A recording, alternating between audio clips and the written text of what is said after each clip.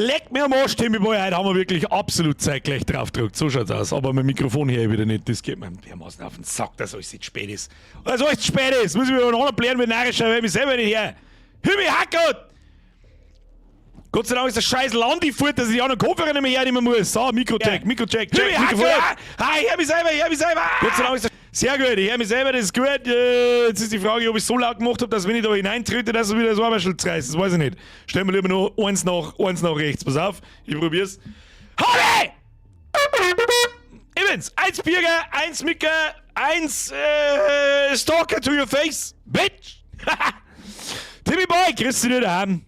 So, habe die Ehre an den Franz, an den Fall, an den Forest Squad, an den Firehand, an den Proxy, an den TC, an den Hermsen, an den Nick, an die Königin Elsa, an den Herrn Grammer, an den Holze, an den Demetz, an den Brücke, an den Capricorn, an den Fridolin, an den Metzger, irgendein Fridolin.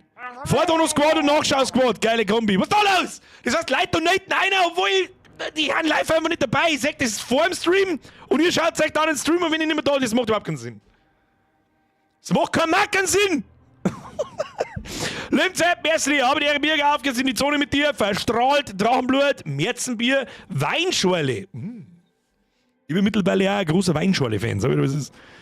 Rot, trocken. So drücke, dass der Pfotzen so zusammenzieht. So. Das war was für mich. Marvel Maniac schreibt, endlich ist das Landegeschiss wieder rum. Same. Ich sag das, was es ist. Ich hab mir so viel mehr erwartet von dem scheiß Landwirtschaftssimulator. Ich sag das, was es ist. Und das ist Amen! Ich grüße meine Tauberpflanze und meine Brokkolipflanze. Ich hoffe, dass es beide gut geht. Haben wir schon lange nichts mehr gehört davon. Armin, mehr ist wieder ein Zwickel. Brücke, mehr ist wieder ein Euro. Spendenaufruf für neuen Boden. Nix. Schluss. Gar nichts. Spendenaufruf. Hier. Da. Hier. Jahresmerch ist da. Hier. Diesen hier. Schluss jetzt mit der Rundenetterei. Das sind ja lauter humane Donations. Ne? Muss ich mich noch nicht mehr aufregen. Das ist neu. Das ist neu. Mojo, Frage! Aber dritt von uns zwei, aber dritt an euch zwei. Dieser Montag war aber sau lustig. Das stimmt, tatsächlich. Das hätten wir die ganzen 4 Streams eigentlich tun sollen. Drauf geschissen auf dieses behinderte Solo-Gameplay. Das ist sowieso so schlecht, dass der Kotze aufkommt. Und einfach irgendein. Aber was ist denn sonst mal? Wir können nicht einfach 10 Stunden lang Bulldog-Real machen. Das ist ja halt ganz lustig, vielleicht noch ein zweites Mal und dann sind wir. Ich hoffe, also es gibt, wie soll ich sagen, es ist nicht komplett vom Tisch, dass jemals wieder der Land, wenn der neue Land kommt, natürlich werden wir den wieder spielen. Aber das ist hoffentlich erst in 3 Jahren. Da kümmert sich dann der Zukunftsbürger drum. Schauen wir mal, was Gerät Häuserler dabei macht. Bis dahin stellen wir dann eine echte Kuh ein. Und, das glaube ich, habe ich am Montag, habe ich glaube ich am Schluss auch noch gesagt, wenn diese Competitive-Geschichte kommt. Die könnte man sich mal ansehen. Bin mir aber auch nicht so 100%ig sicher, ob das, du weißt das schon. Rot und Blau ist ein Land, ist eine Frau. Ich denke mir schon die ganze Zeit, warum sitze ich so weit unten? Wieso bin ich nicht so winzig? Da bin ich mit meinem Stuhl ganz runtergefahren, weil ich da hinten am Warhammer-Bämseln bin. Ha? Bin mit meiner Scheiße fast fertig. Morgen ist der letzte Tag. Nein. Nein, fucking nein. Nein! Herberge, nein! Habe die Ehre. Muss leider gestehen, dass ich aus privaten Gründen lange nicht mehr live dabei war und streamt nur im Hashtag Nachschau-Squad sehe, aber nach dem Jahresrückblick-Video muss ich mal wieder reinschauen. Ja, du hast, Alter, kauf da halt 2 Pullis und ein T-Shirt oder was weiß ich, was du tust. Muss ich mal wieder live dabei war und streams nur Video, muss ich mal wieder reinschauen. Frohe Ostern. Du Vollidiot. Bitte. Mr. Herberge. Please. Ich hoffe und...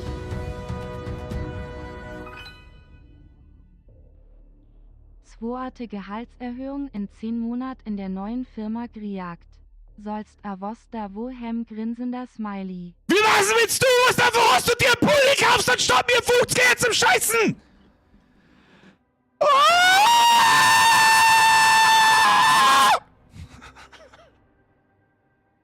Herberge. Phase 1. Okay, müssen wir schnell. Wir müssen. Oh, ne.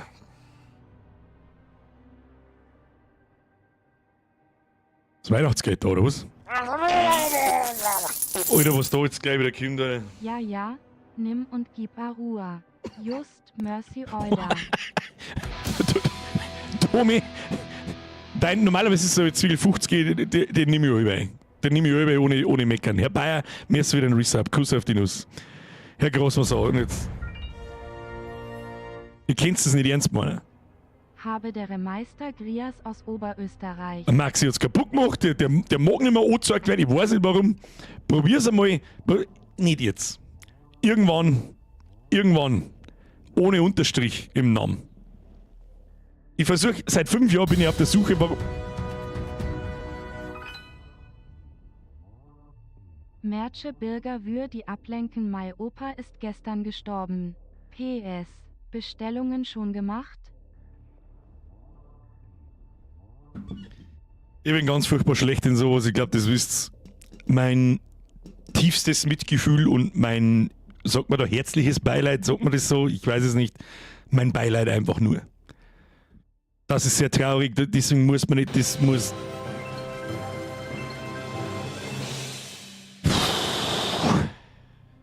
Auf den Jahresmerch, Schene Grias aus Österreich.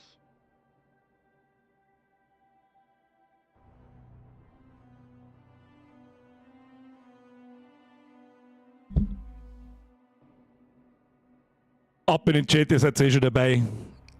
Unser Beileid an den, jetzt ist der, Alter, das rutscht schon wieder so weit auf. Ja, wo war es, der Zitronenkenny? Kuss auf die Nuss, merci dir, das tut mir wirklich sehr leid. Du ich mich schon Schweiz wieder umeinander zum Blödeln und umeinander zum Blären. Herr Ebner. Servus Birgbert, bin a wieder moi anwesend. Schöne Vorweihnachtsgrias vom Tristan aus Treifdan.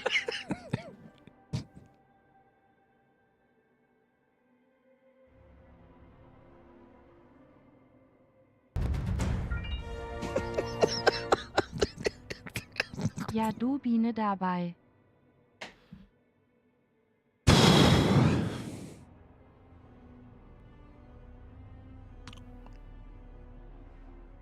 So ein Song, oder? Was sollst du sagen? Ja, du weißt es, aber es ist nicht. Sind nur ein paar Cent. Ja, ich weiß es, was es ist. Armin, ich weiß nicht, was 5000 ARS sind. Wahrscheinlich die Abkürzung für Arsch. 5000 Arsch. Das mag ich jetzt wissen. Was sind denn Ars? ARS-Währung. Was ist das? Was ist denn das? Argentinische Pesos. Das ist nicht einmal ein Cent, Alter. Das ist 0,00094 Euro. Oder Na, stopp. Tschernobyl Stopp, warte. 5000? Das stimmt gar nicht, das war's der Fünfe!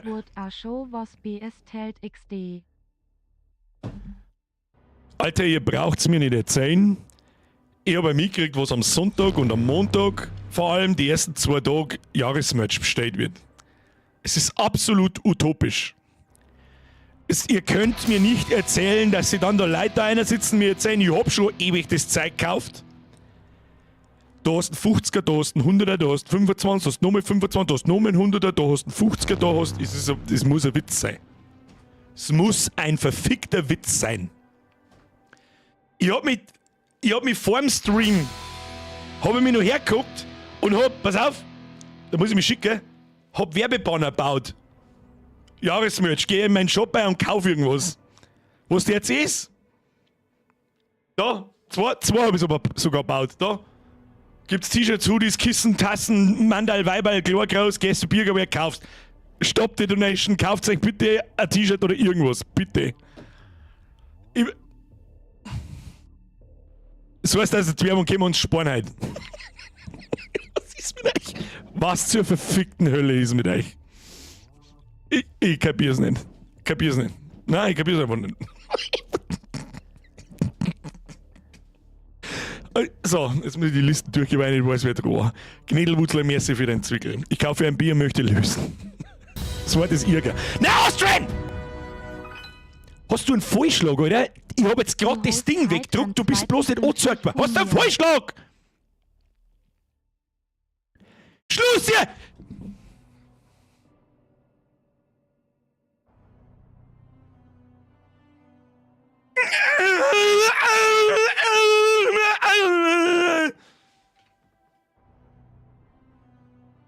Ich weiß nicht, was ich sagen soll.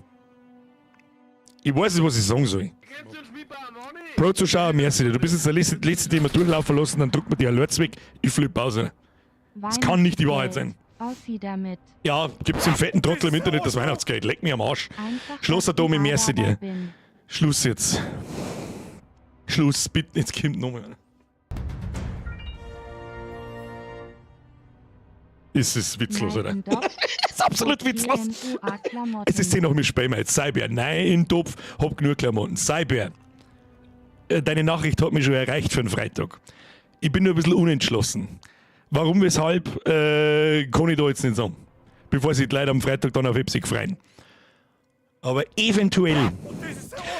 Ruhe jetzt! Zitronenkini, du darfst. Also, das schreibst du in normaler Chat, oder? Zitronenkini, Kuss auf die Nuss. Dankeschön. 10 zusammenbeißen, du dreschen. Sagt sie leicht, ich weiß, aber was es ist. So, Schluss jetzt. Ich muss Ton aus und umschalten, weil ich ausrast. Das ist jetzt lauter diesen hier.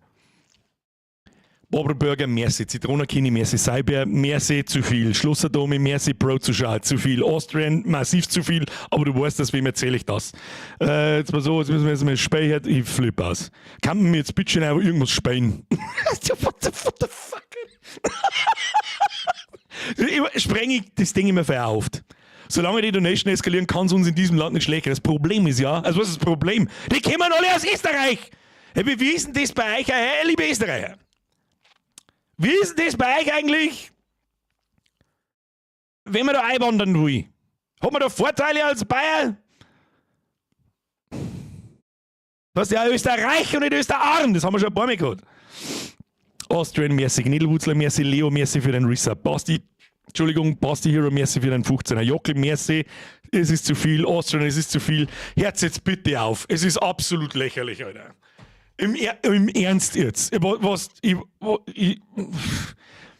Cybergamer, merci, die habe ich auch schon 10.000 Mal gesagt. Habe ihre Chef 20 für 20 Bestellungen gesagt, käme 130 € ausgekaut, aber das schaut richtig geil aus. Danke für deine Arbeit. Was soll das denn? Ich verstehe es nicht! Merci dir! Schluss jetzt! Ernsthaft! Cybergamer, nochmal merci für den Resub, Ogmanik, merci, doppelt merci, Grande Bombasa. Grande Bombasa, das ist ein guter Name. Lass ich aus Brühe heute aber dabei. Zeit ist geworden. Herberge, merci, Stator, merci! Das Auto gegangen, Kruzifix einmal!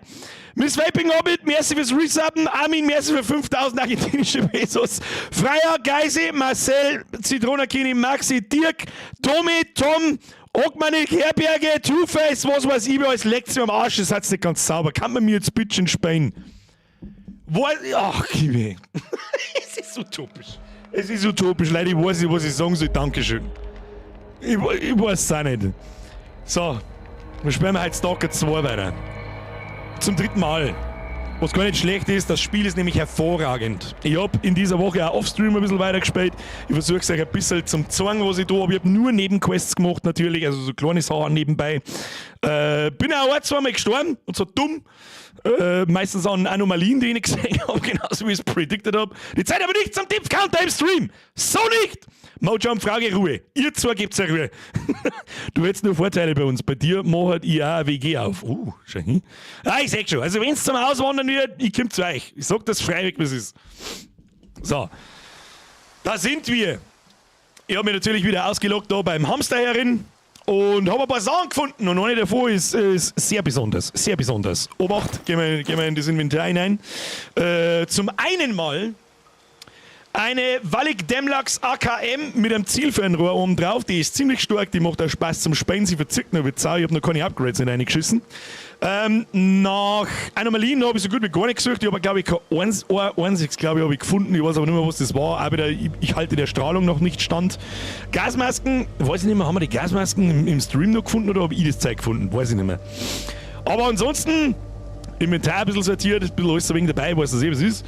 Und mir hat heute schon jemand geschrieben, und zwar findet man, wir waren mal auf diesem Wasserturm schon drauf, ich weiß jetzt nicht mehr, ob im ersten Stream oder im zweiten, und ich glaube, der ist, nein, das sind die Kursteine, jetzt pass auf, direkt da neben uns, ja genau, da ist so ein Wasserturm da waren wir oben, da hat es nichts gegeben. Und da habe ich eine Nebenquest gemacht, ich glaube, die kriegst du von dem Barkeeper, und dann ist da, während die Quest aktiv ist da auf dem Wasserturm oben ein kleiner Rucksack mit einer Waffe drin. Jetzt weiß ich bloß nicht mehr, ob das die Waffen war. Die AKM da, die ziemlich schlau, ich glaube schon, bin mir nicht sicher. Oder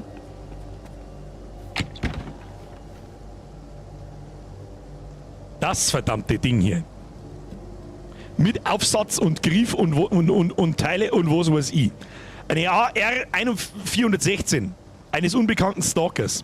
Ich bin mir nicht mehr hundertprozentig sicher, wo ich es her habe. Ich glaube, dass die nicht da im Wasserturm oben drin war, sondern da links oben gibt es ein Mohnblumenfeld, ein Mondfeld. Und da findest du jemanden in der. Ich verzeihe jetzt das, wenn ich gespoilert werden will, der hat ja ein Problem dann, keine Ahnung. Da findest du einen Typen, wenn du in das Mondfeld reingehst und der sagt dir dann, wenn du zu lange in dem Mondfeld drin bist und so weiter, dann schlafst du ein und lauter so ein Scheiß. Und eine Nebenquest aus der Hauptstadt führt dich darauf. Du musst da irgendein Jesus-Götze oder irgendeinen Scheiß musst finden. Und der Typ funkt die dann an und sagt, der gibt halt dann die Tipps, du musst einen Energy saufen zum Durchlaufen und so einen Kass. Und dann laufst du da durch. Und er sagt, er kann dir dann sagen, wo die Götze ist, da musst du nicht blöd zuhören da drin. Dafür möchte er aber was, nämlich 3 Leichenglut oder irgendeinen Scheiß. Das machst und dann sagt er das, wo die Götze ist, und wenn du die Götze hast, dann fragt er dich nochmal, hey, du kannst mir die Götze geben und nicht deinem Questgeber da herunten, ich hab was Tolles für die. Eine tolle Waffe. Nur mir denkt, Bitch, I'm all in. Und dann gibt er dir die schwere, ich sag M4 dazu, weil es irgendwie ausschaut wie M4. So, war das? Weiß ich nicht. Ah, das war Birgers 8-Sekunden-Guide zu Stalker 2. Und ansonsten habe ich nicht recht allzu viel gemacht. Ich habe die ganzen Points of Interest so abgewerkt und ein paar Verstecke gesucht. Mir kommt es allerdings so vor, als hätten die Verstecke einfach immer wieder kommen. Weiß ich nicht warum.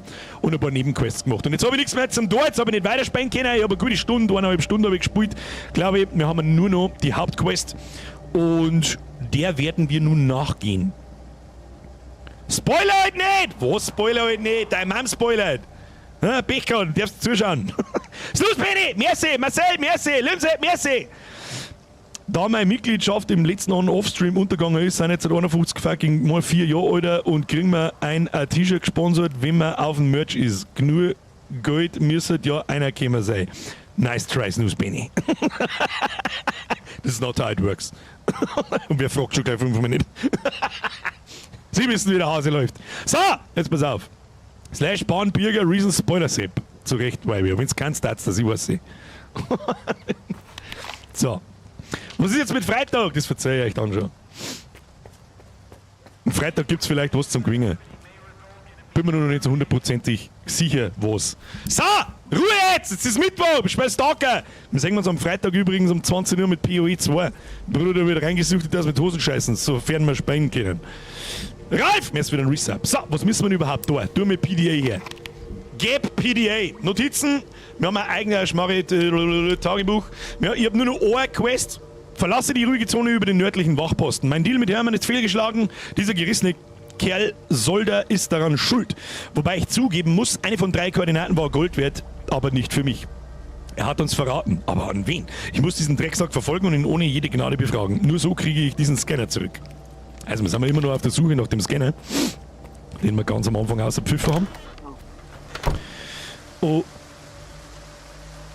Habt ihr das auch gerade gesehen? Hab ich schon richtig gesehen, was alles gerade war, oder? Klassischer Pop-In. So nicht! Manni, müssen wir mal schnell die Grafikkarten auf Anschlag dran, damit nichts passiert. Achtung! Oh! Oh! Ah, jetzt ist es gegangen. Passt, so, haben wir schon da.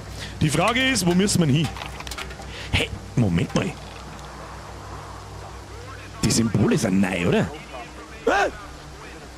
Die waren, wie ich am Samstag gespielt habe, ich habe nur am Samstag gespielt, waren die noch nicht da. Das muss beim Patch gekommen sein. Drauf müssen wir, schauen wir, was passiert. Bestimmt der 4090er zum Gewinnen, wahrscheinlich. Es wird von jemandem aus der Community gesponsert. Derjenige schaut auch gerade zu. Hoffe ich. Hoppala, falsche Richtung. So, jetzt gehen wir mit der Home auf und schauen wir, wie es in der Hauptquest weitergeht. Das ist übrigens eine Kleinigkeit, die mir am Spiel nicht so gut gefällt, dass ich jedes Mal zu den Punkten hinlaufen muss. Auf was ich jetzt dann gespannt bin, ob so eine Art Schnellreise noch irgendwie freigeschaltet wird nach dem Startgebiet oder irgend sowas. Weil wenn ich jetzt mal in die Hauptstadt da zurücklaufen muss, dann bin ich irgendwann narrisch. Vogel! Na, gleich mit Schrubeln. Nein, kann man nicht erschießen? Nein, kann man nicht. Nö, kann man nicht. Munition ist geschenkt. Munition ist ja geschenkt. So, wie gehen wir jetzt da am dümmsten? Gibt es da keinen Weg auf, sonst rennen wir in irgendwie Hundsviecher ein oder so. Ah, voll weiter rechts, da gehen wir da. Wo sind denn das da? Da ist der Wasserturm nochmal. Ja, einfach geradeaus zu, das passt schon. Gibt's keine Vorzeichen? Weiß ich nicht. Weiß ich auch nicht. Das war jetzt übrigens auch ganz geil, wenn niemand im Chat irgendwo spoilert, kommt noch, Fahrzeuge kämen noch oder sonst irgendein Chaos. Weißt du, was es ist? So, wieso bin ich eigentlich so radioaktiv beladen? Ich weiß es nicht. So, wir gehen da unten nochmal schön brav auf den Weg, weil da passieren bloß Unglücke.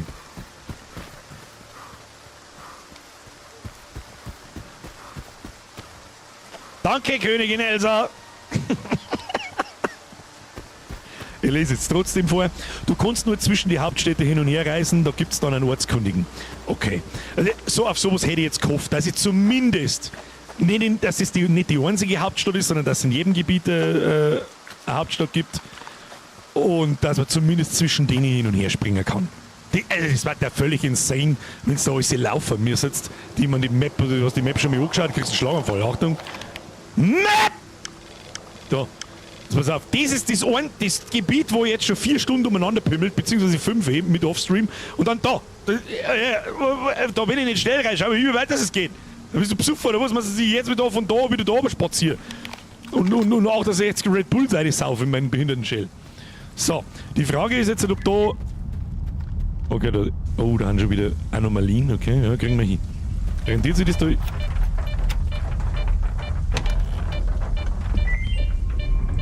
3000 Marken empfangen? Achso, weil wir es verlassen. Okay. Ja, weißt schon, da draußen ist eine Anomalie, ich hab schon gesehen, der hat sich nicht an. Die Frage ist jetzt, kommen wir da nur eine, wenn. Warte mal. Ich weiß nicht, ob Jessie da ist, aber die freut sich, wenn die Kisten zusammenhauen. Gehen wir mal aus dran, das meine ich gescheiter.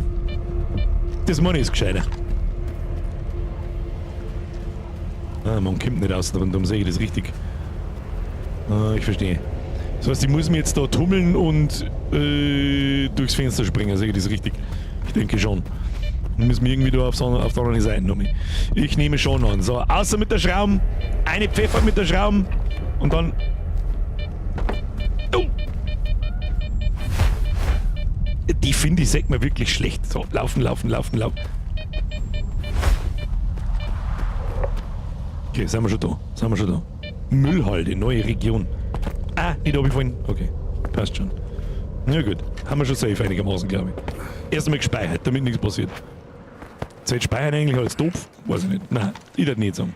So, die Frage ist aber jetzt, was genau tun wir jetzt? Was ist denn der Plan? Oh Gott, ich höre schon wieder Hund.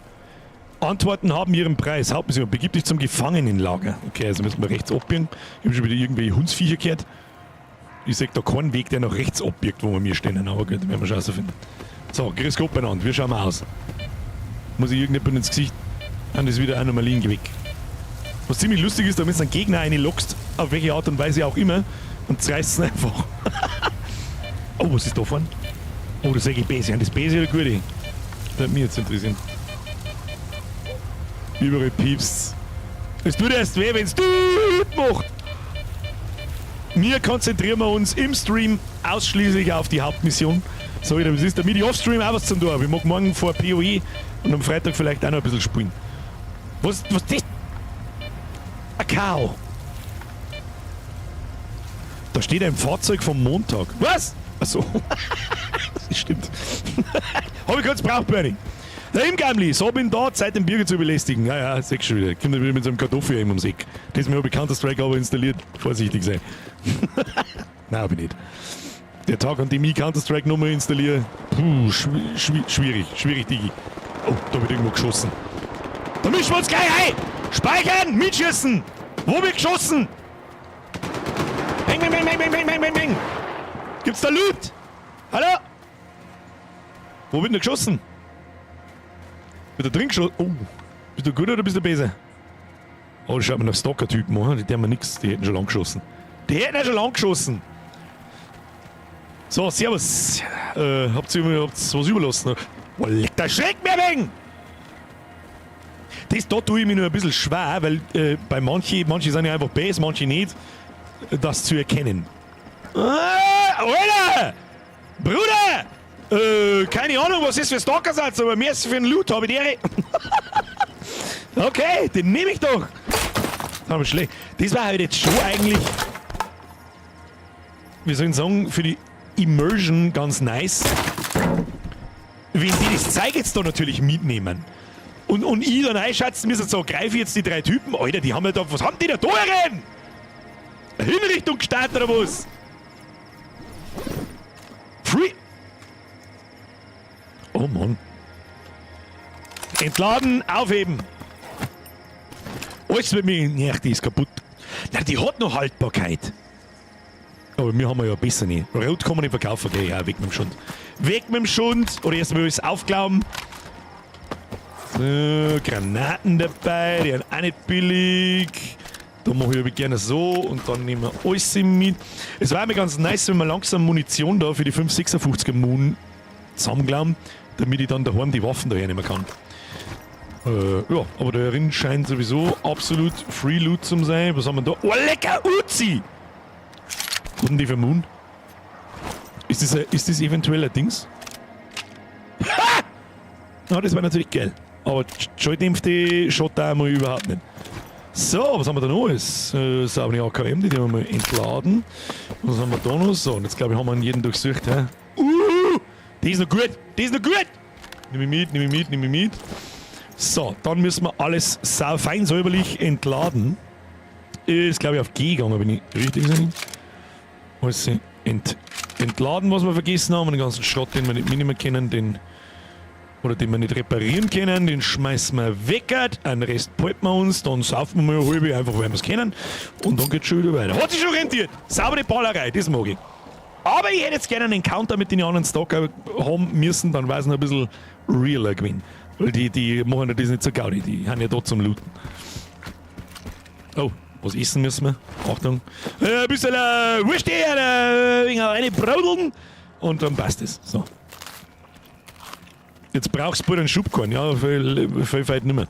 Jetzt bin ich gespannt, was in einem Gefangenenlager los ist, weil in der Hauptmission geht es ja normalerweise auch über Kampfschütze. So, haben wir schon unterwegs. Ja, ich sehe die schon umeinander düdeln. Tun Sie sich nicht hinunter. Was ist das? Das heißt nichts Gutes, das zeigt da in der Luft. Heißt nichts. Na, jetzt hört auf! Skulls sind leise! Weil der meinige ja alleine daheim sitzt. Später Night Squad Österreich! Es ist mir, also bei. Was ist denn? Das sind Glasscherben in der Luft. Leck mich doch am Arsch und wenn's durchlaufst, dann blitzt. Ich meine, das ist ein Grafikfehler. Leck mich am Arsch! Hau ab! Tu mir die AK hier, ist gescheiter. Das ist nicht gut für uns da. Oder so ein Panzer. Oh, ist schon wieder Wachturm. Wachturm, nicht gut für uns. Fipsi! Mehr für den Resub und 56 saftige Monate. Das ist jetzt lauter närrisch. Es sind nur geschubst in der Community, anders kann ich es nicht sagen. Anders kann ich es nicht sagen, tut mir leid. Im Ernst jetzt. Skulls and Lace, merci dir. Ich hoffe, du hast. Kauft euch halt was im Shop. Ich habe so lange gezeichnet mit meinen Gichtbratzen. Oh, da ist Atomstrahlung. Warum ist da Atomstrahlung? Der Mann. Oh Gott, das schaut nach Stress aus. Warum riecht das nach Stress? Ich kann es riechen. Gehen wir jetzt da am dümmsten. Hallo? Hallo? Weißt du, was ich jetzt noch schnell tue? Das habe ich am Samstag, war ich auch wieder zu faul. Oder habe ich es da? Ich weiß es nicht mehr. Steuerung! Tastatureinstellung! Ducken ist in meiner Welt X. X wird bereits für die Aktion gehen verwendet. Ist mir scheißegal, nicht. So.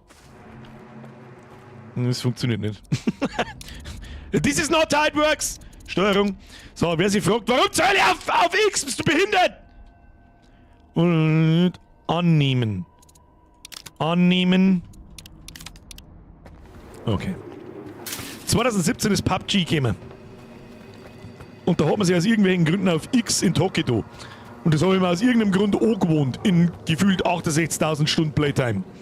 Und seitdem tue ich das so.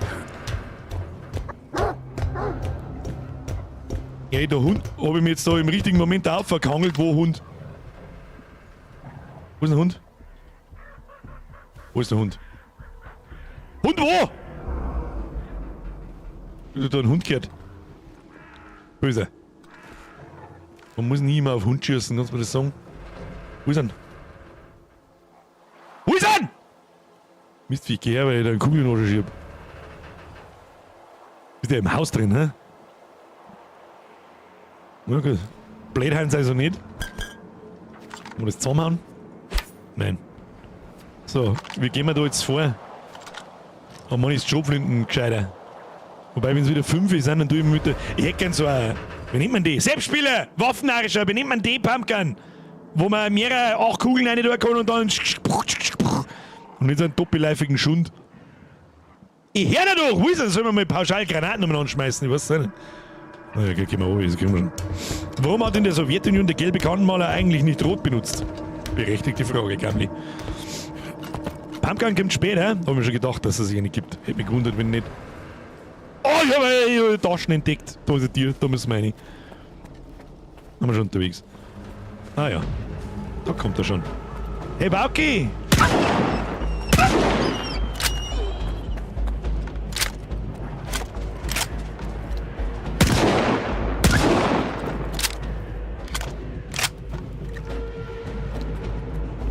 Ja, für die sind sie noch ein bisschen zu blöd, gell?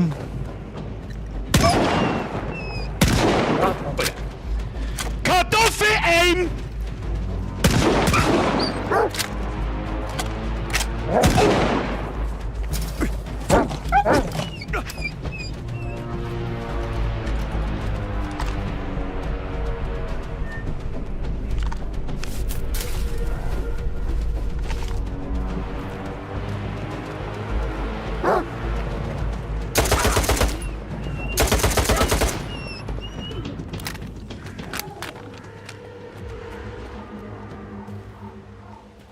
Das meine ich, der wird's gewesen sein.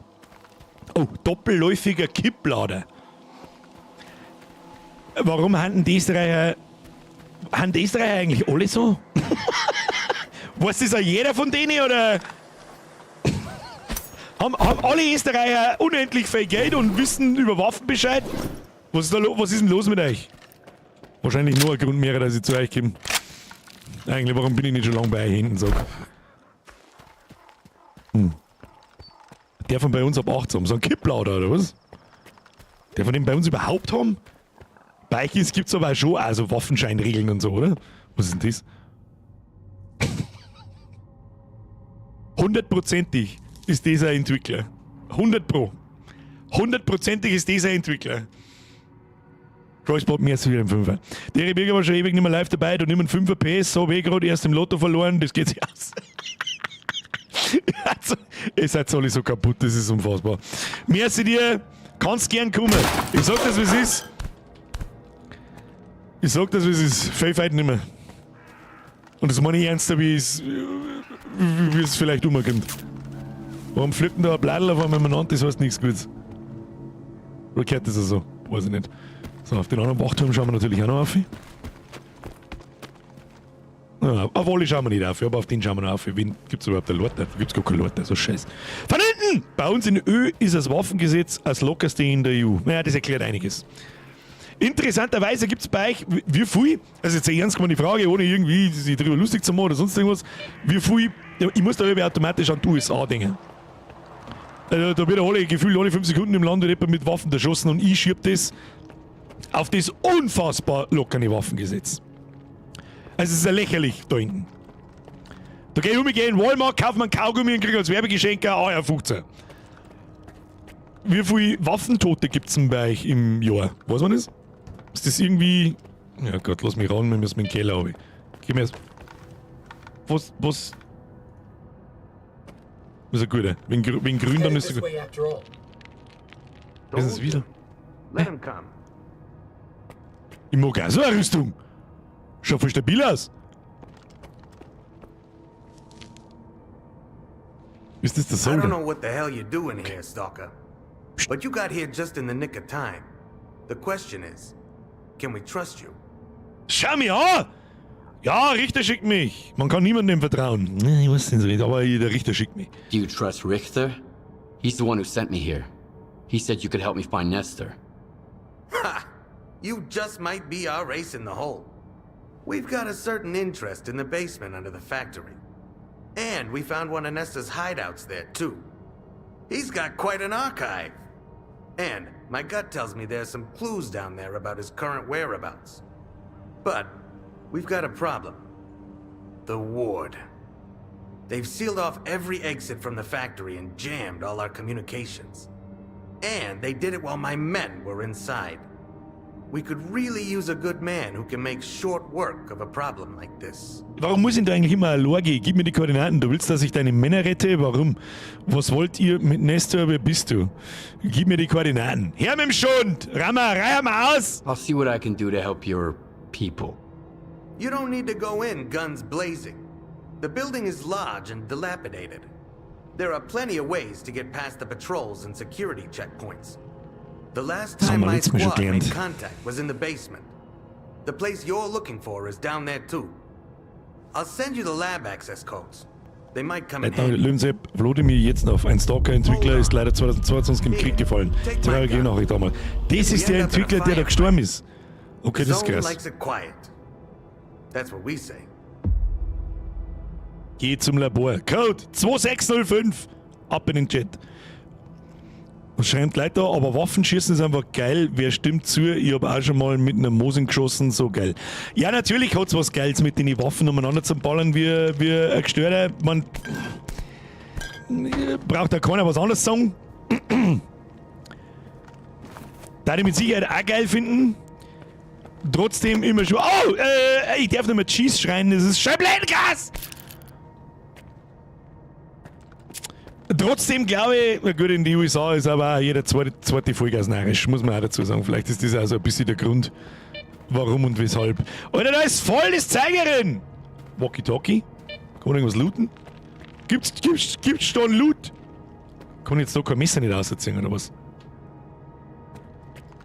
Dann müssen wir das Zeug zusammenklappen. Wieso kann ich jetzt da kein Messer nicht rausziehen? Interesting. Nimm doch die Knarre mit. Das ist eigentlich ein guter Punkt, gell? Wieso habe ich die nicht mitgenommen? Ich Vollidiot. Da steht auch noch was umeinander. Alles wird mitgenommen. Ist die wahrscheinlich wieder hier, oder? Oh nein, das ist sogar gut. Die ist besser benannt wie unsere. Nimm mal! Recht hast. Recht hast.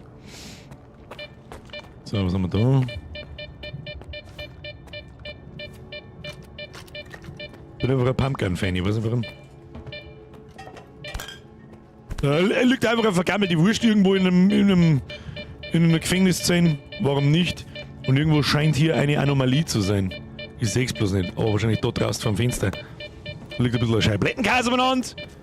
Nehmen wir mit. Wo müssen wir überhaupt hin? 200 Meter da in die Richtung. Kriegen wir dann schon. Das ist die Frage, ob sich da noch irgendwas anderes tut oder nicht. Hoppla.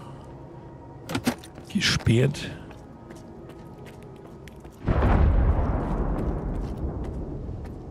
Wedert jetzt da draußen wieder, das gefällt mir aber nicht so gut.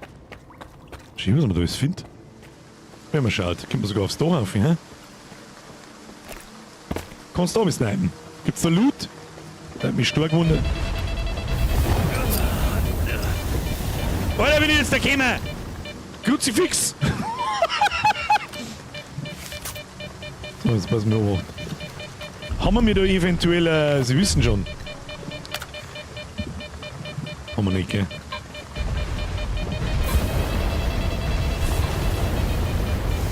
Doch, haben wir schon. Was dort, was? Kinder, mal ein Kackwurst aus dem Boden raus! Hat sich schon rentiert, schon, ja? Kann man nicht looten? Nein, kann man nicht, aber das kann man looten.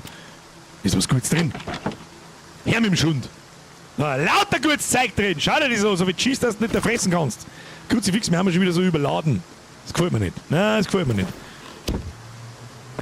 So, jetzt ist die Frage, wo man mir... Das piepst schon, aber es piepst nicht gescheit. Jetzt hast du einen Brand gehabt, eine Korrektur, weil ich hab mich verdruckt, ich bin der Schrucker. Aber es fängt ja nicht an zum schneller piepsen da irgendwie.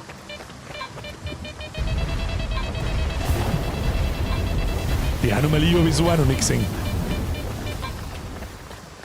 Kackt da einfach ein Dings noch. Naja, gut. It is what it is. Weiter zur Hauptmission.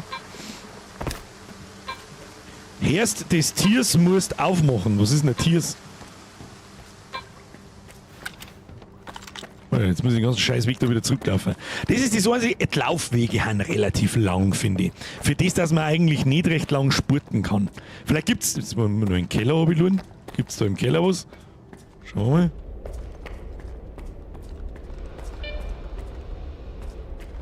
Das ist auch gesperrt. Im Keller ist das Ding. Der Stunt Rider. Sollen wir das suchen? Was? Oh! Was war das? Schwerer Schlüssel aus Metall, der schwer lesbare Zahl -1 ist darin eingeritzt. Das war halt, der hat doch aber ein blauer Schlüsselanhänger drauf gehabt, oder? Jetzt warte mal, jetzt schauen wir mal direkt, ob man das. Das war jetzt wieder mehr Dusel als verstanden, ob man die Tür aufsperren kann damit. Ha! Bitch! So, ja, ich verstehe. Den wollen wir lieber speichern. Dann haben wir das Ding raus und das Ding her. Oder? Ja. Sind noch irgendwelche Viecher umeinander pimmeln da unten, dann bin ich sowieso gefickt. Haben wir da so? Oh, nehmen wir mit.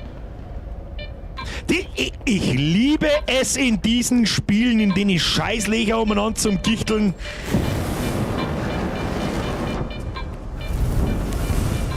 Und das zeigt's ihm so.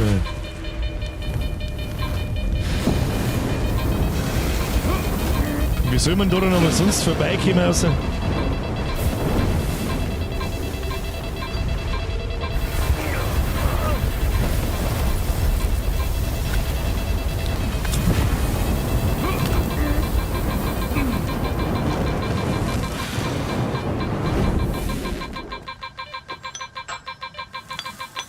Wo ist jetzt rausgefallen?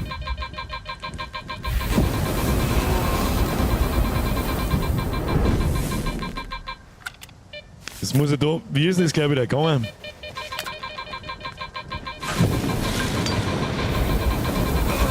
Das ist nicht.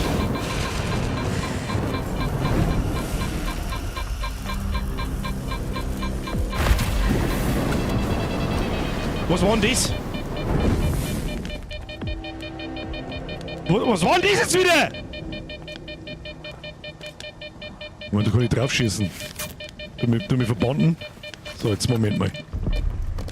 Jetzt tust du mir das Ding wieder raus. Das muss ja da irgendwo hinten sein, gibt's nicht anders. Ist das Ding, das da außerfällt oder was? Ne?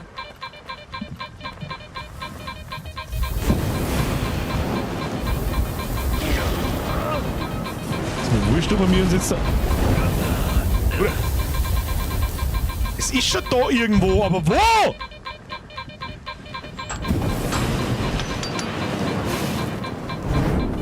Es hat doch noch mal gelangt, dass ich...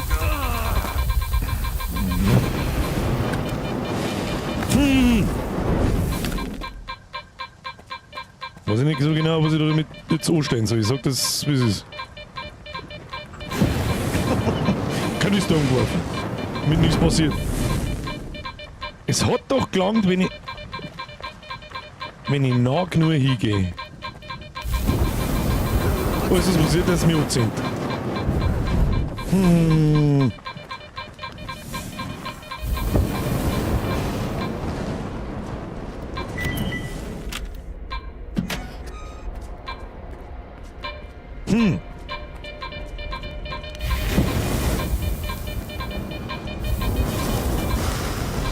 Meinst du, ob es draußen ist? Oder gerade jemand geschrieben? Ah, das brennt mir nur am Boden!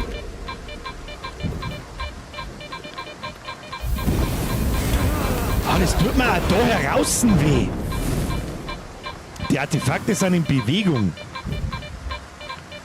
Okay. Das heißt, es ist ja da gerade so komisch, es hat ausgeschaut wie eine Thunfischdosen, die da dahergeflogen ist. Ist das, wandert das da dumm oder was? Aber Mann, was ist das da? Was?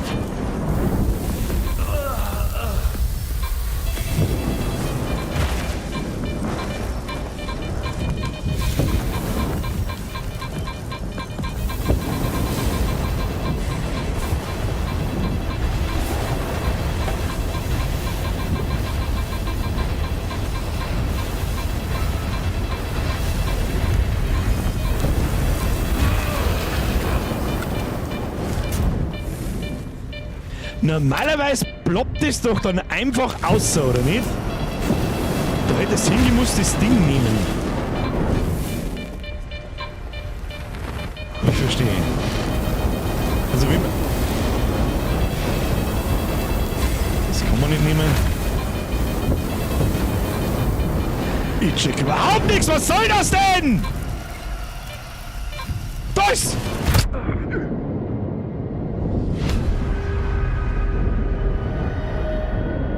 Ich muss da hingehen, ich muss das Ding nehmen.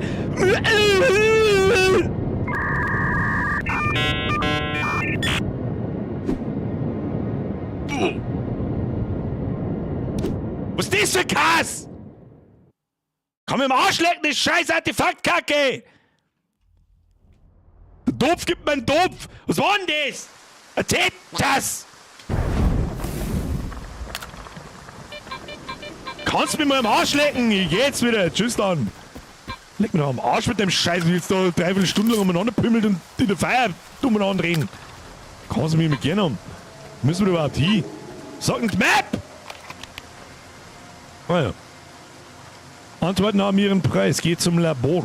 Und ein Versteck haben wir da. Ein verstecktes Zeug eines Stalkers. Das schaut aber auch gar nicht die zum Aussuchen. Da ist auch gerne mal ein gutes Zeug drin. Ah, offline ist er 3-mal gestorben. Top vom Topf. Das ist absolut richtig. Aber meistens auch an den scheiß Artefakte.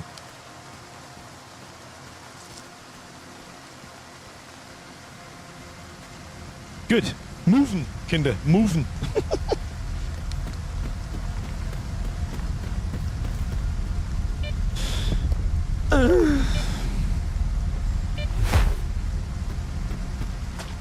Das sagt man so gut.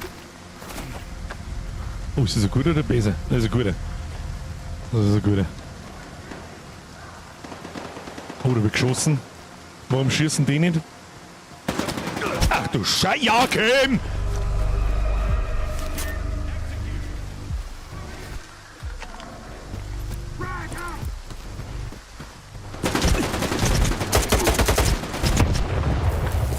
Das ist das Einzige, was ich mir denke, du kassierst so schnell.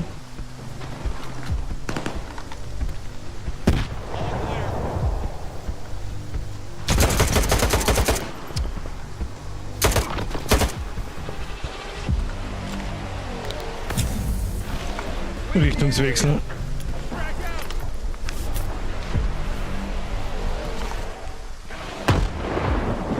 Gibt mir da noch irgendwie eine?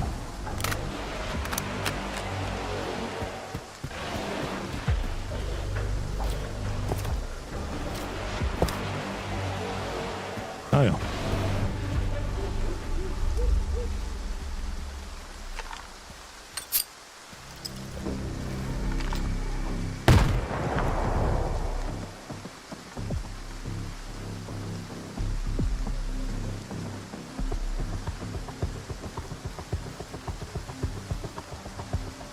Schleichen wir uns oder nicht? Frage ist, wo wir hin müssen, ins Labor müssen, meine ich, gell? Can a prisoner get some water here? Oh shit. Hat mir da hinten schon wieder gesehen oder nicht? To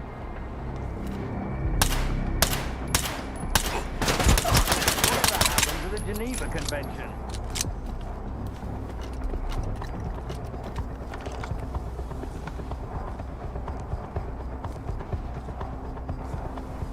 Ich seh gerade einen Scheißdreck da herin!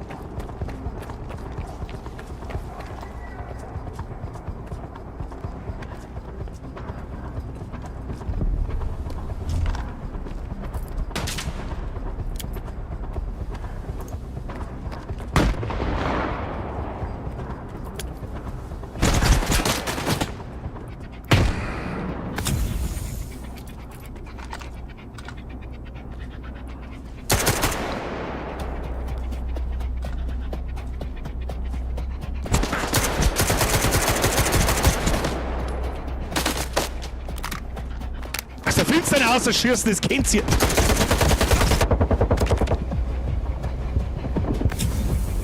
Und kassiert so.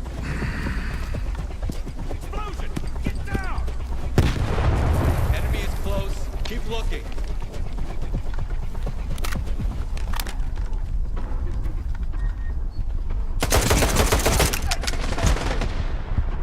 Alter, du schaust nicht einmal ums Eck und bist 3/4 kaputt. Mit einer scheiß Wichsgranaten.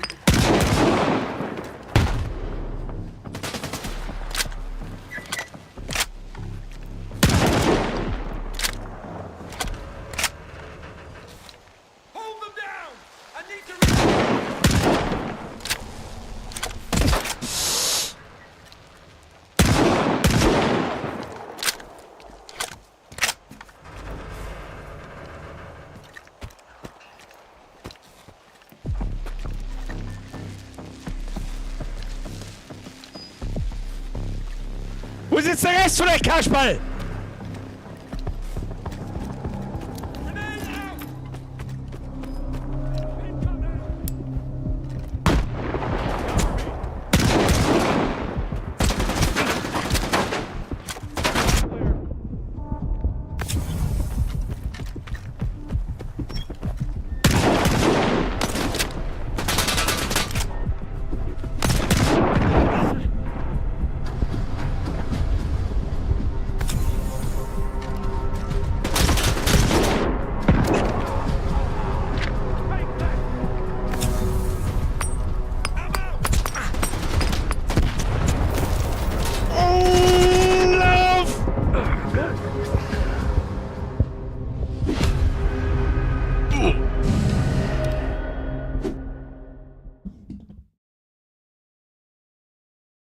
Das ist das Einzige, was ich dem Spiel ankreide. Jeden einzelnen Encounter, der erste Schuss vom Gegner trifft immer, egal ob du unterm Laufen bist oder nicht, du bist 3/4 tot und dann du schaust Vierer, schießt. Ach Gott. Das ist das Nächste, was mich nervt, aber gut. So, das müssen wir ganz anders machen. Es ist auf alle Fälle, es ist ziemlich schwer, muss man einfach auch so sagen. Es ist ziemlich schwierig. Es sind ja keine Sturmtruppler, ja, das ist richtig. Aber sie teilen schon gewaltig krass aus. Muss man auch dazu sagen. Jetzt schauen wir, ob wir vorab ein paar mit der Pistole erwischen. Und dann ist die Frage, ob sie am Respawn was geändert haben. Oh nee. Und der andere ist da vorher letztes Mal schon gestanden. Haben schon triggert.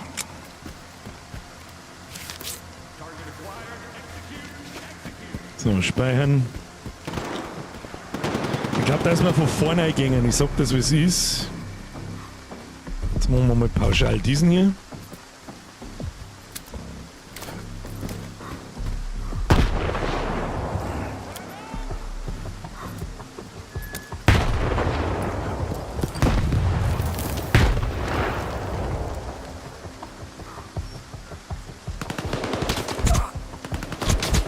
Das ist Money.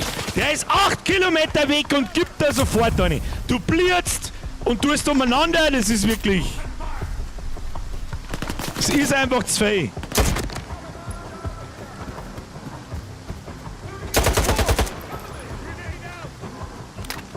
Schmeißen Granaten umeinander wie die Vollgas-Wahnsinnigen.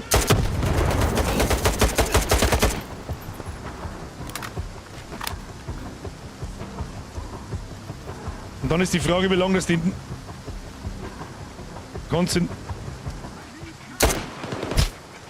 Was? Wo? Da oben ist er drin. Ja, wie sollst du da...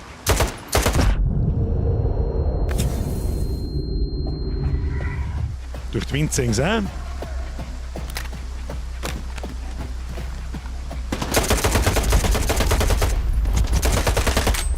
Ich hab da doch volle Kanone in die Fresse geschossen.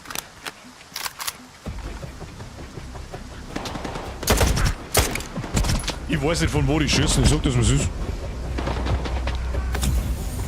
Mir gehen wir. Mir gehen wir. Unser Waffen ist also schon so halb im Arsch, dass ich... Ja, es ist gar nicht mal so einfach, aber das schaut gar nicht. So, speichern. Und dann müssen wir wieder 8 Kilometer. Und es macht übrigens auch keinen Unterschied, ob man das Licht aus oder an hat.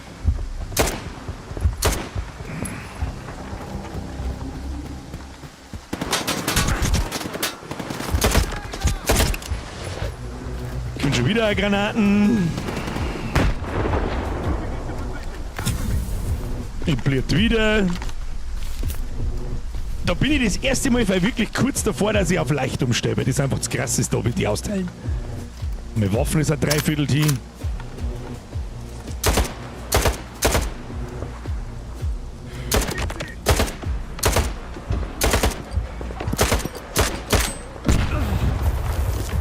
Bruder.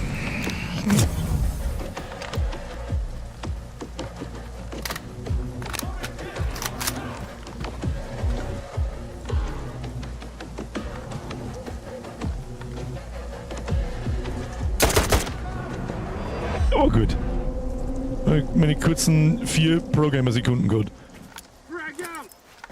Wann gingen euch mit Granaten aus, die Arschlöcher? Du kannst doch die Löcher durchballern, ja, ist mir schon klar, aber das hilft mir nicht viel jetzt da gerade. Also da jetzt zumindest. Ja, wir! Jetzt möchte ich aber rufen.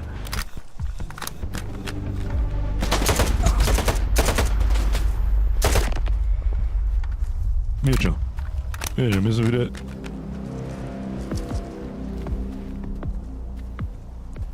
Im scheiß finsteren Loch habe ich. Kann jetzt Whatever happened to the Geneva Convention? jetzt eins Höschen geben, was ich da tue? Sweep the area! Was ist denn das? Can a prisoner get some Ach, water den müssen wir here? holen, den müssen wir ausholen. Probieren wir es mal mit Schleichen.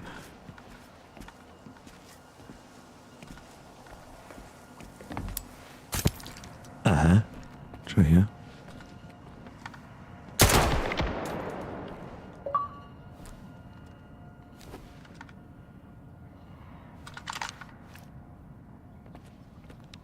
Da war doch noch einer, oder? Da unten geht er. Du hast das nicht gehört, was ich gerade da hab. Okay. KI mal total auf den Part, KI mal. Ja, heute mal morgen mal schauen wir uns immer schon.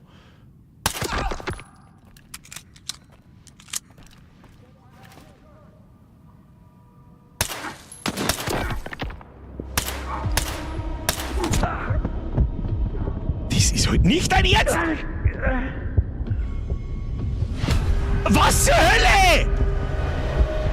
Das Spiel kostet mich so viel Tipp, dass es spät ist! Das machen wir nochmal, das kriegen wir besser hin. Schießen wir lieber mit der AK, wenn die den Sound sowieso nicht hören.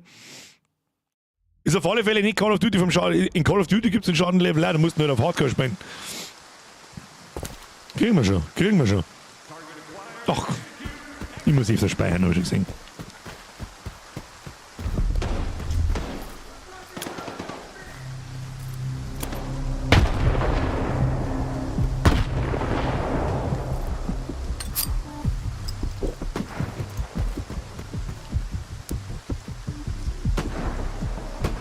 Wo schießen denn die umeinander? Bin überhaupt nicht da.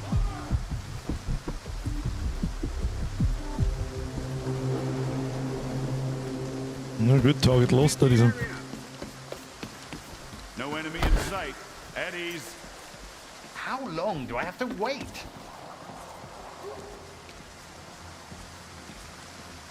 Probieren wir es nochmal. Heute noch auf 20 gehen, das kann gut passieren. Tut immer nicht runter.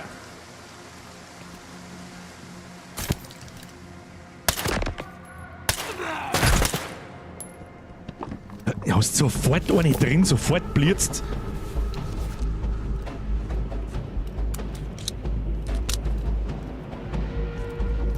Das ist die Frage, wie schlau das sind, ob sie wissen, dass ich da bin. Das würde mich jetzt interessieren.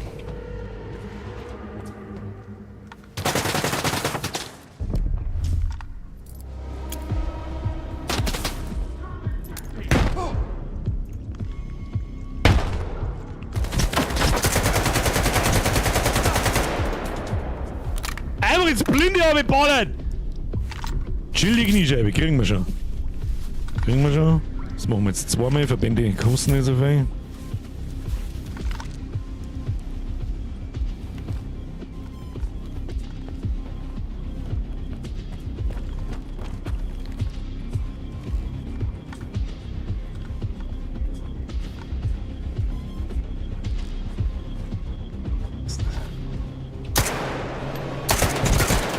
Gott, Birger, du speist deine Scheiße zusammen!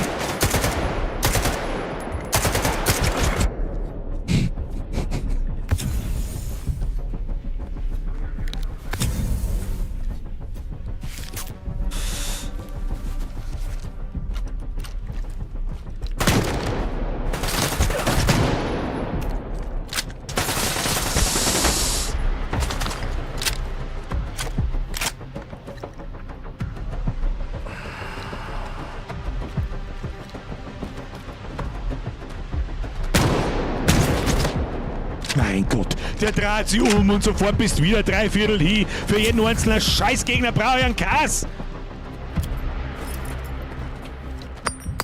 Ja, wo kommen die Granaten jetzt her? Listen up, diggers. We got reports of an emission coming, so get to cover. Fuck.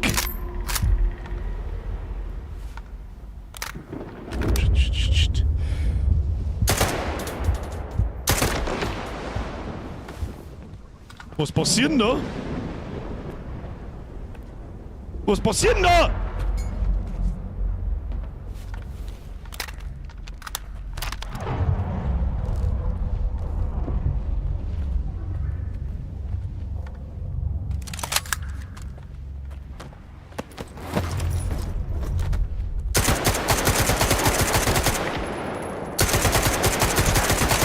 Alter, die Waffen oder einen Recoil, dass du den Hosen sorgst.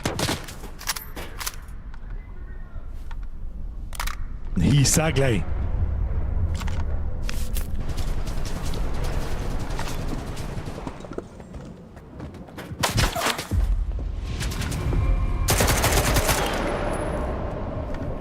Wir hatten jetzt da geschossen. Kommt jetzt so Atombomben ab oder was ist denn der Plan?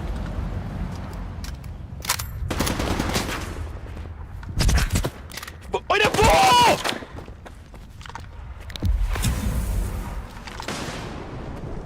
Da ist keiner. An active emission out there. Stay in cover. Ach du Scheiße, was ist denn jetzt?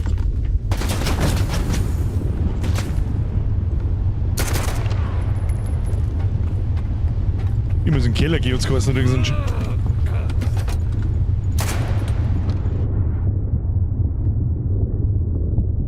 Ach du Kacke, ich bin so gut wie tot. Warte, bis die Mission vorüber ist. Es muss doch klar, dass ich... Es muss doch klar, dass ich da herin bleibe, oder nicht? Ich bleib da. Ach du Scheiße. Mach mit dir zu. Ich geh weg vom Fenster.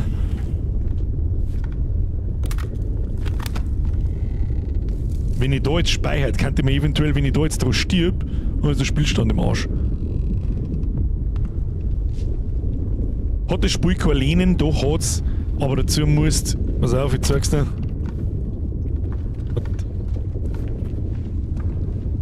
Weißt du, wie ich mein? Also du kannst nicht auf Q und E, sondern sobald du an einen Rand hergehst, lehnt er sich. Siehst du das? Aber es hilft ja nichts, die treffen die trotzdem. Die Frage ist, was ist mit ihm jetzt da eigentlich? The emission's finished. Okay. You can come out now, diggers. Die Mission ist finished. Was mit mir jetzt denn? Oh, das kommt genau richtig, das ganze Klump. Oh ja, her mit dem Schund. Her mit dem Schund. Erstmal was essen. Die Frage, wo die ganzen Gegner sind. Ist das unser Ziel da? Nein, 31 Meter, wir müssen mal nach unten, so wie ich das gefällt habe. Was können wir mit ihm da? Können wir ihn irgendwie befreien oder so? Was ist denn das? Da ist gerade was da oben gestanden. Sergeant irgendwas. Ne. So, jetzt speichern wir. Ach!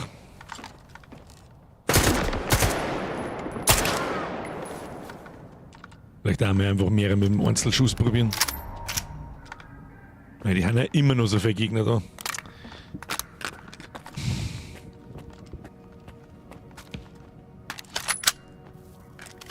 Warte, was hat denn der da schon so vor?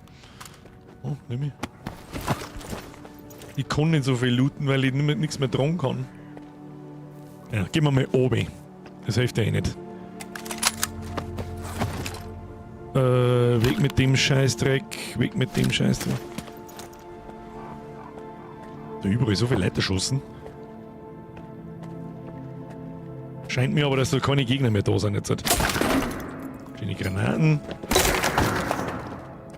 Aschi. No. Na, bleib da! Immer mit.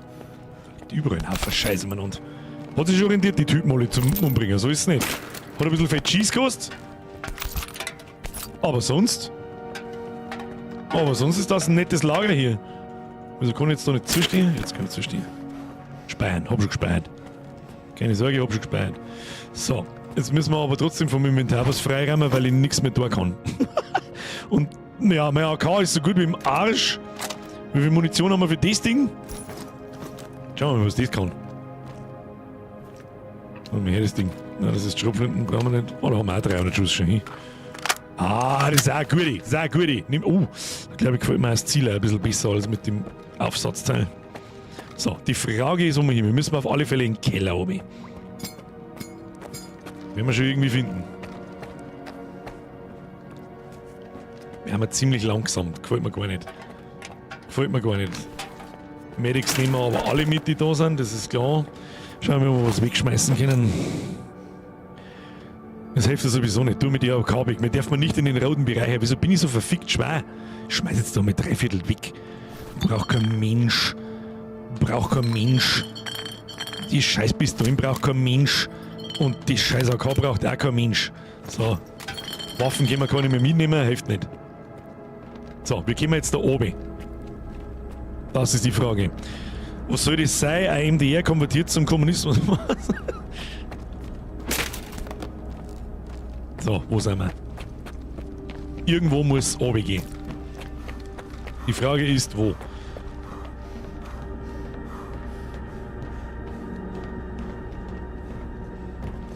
Da sind überall so viel. Ja, die nehmen wir natürlich. Oh, da ist eine Kiste unten, die nehmen wir schon mit. Den nehmen wir natürlich schon mit. Was haben wir da? Munition, das Ding. Scheiß Flasche, scheiße, braucht keine Sau. So. Dann weiter im Programm. Gehen wir mal direkt auf den Zielpunkt. Vielleicht ist das Wayfinding-System doch so schlau, dass mir ein Ding hier. Energy ins Mal. Oh, das wollte ich eigentlich nicht, aber ist wurscht. Was hast du noch dabei? Das nehmen wir mit. Ja, da geht auf alle Fälle Treppen oben, das ist schon mal ein Vorteil. Müssen wir gleich mit Sicherheitspumpern. Und dann schauen wir, was da drin los ist. Hallo, ist hier was los? Ah ja. 6205, glaube ich. Oder?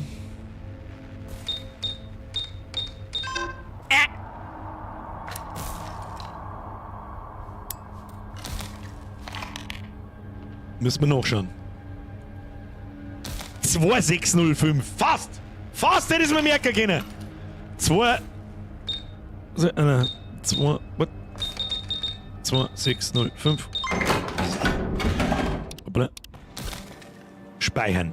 Bevor wir mir da reingehen, speichern. Und gleich mal die neuen Waffen ausprobieren, wenn es passiert. Aber was ist gestellt auf Automatik? Danke an den Chat. Für was habe ich euch dabei? So, sind wir schon unterwegs. Entschuldigung, aber Munitionsloot wird nicht ausgelassen. Na, scheiße, nehme ich gar nicht mehr mit. Wieso kann ich da nicht gehen? Medic Loot. Wichtig. Jeder Gegner frisst einen Scheiblettenkreis.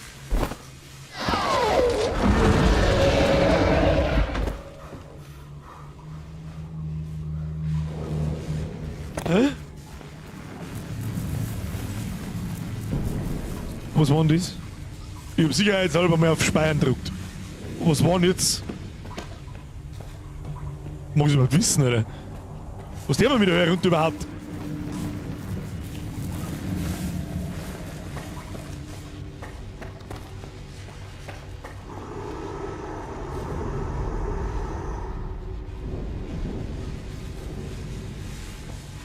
Ich probiere einfach nur mit 2605. 260 Bandelgramm, hä?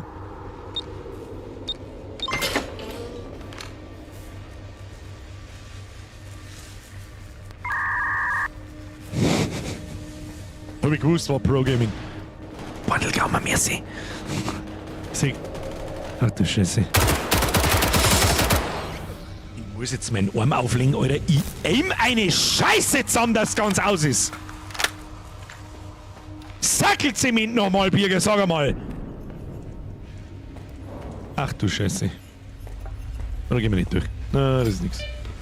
Oh, na, da sind schon wieder die komischen Dinge. Oh.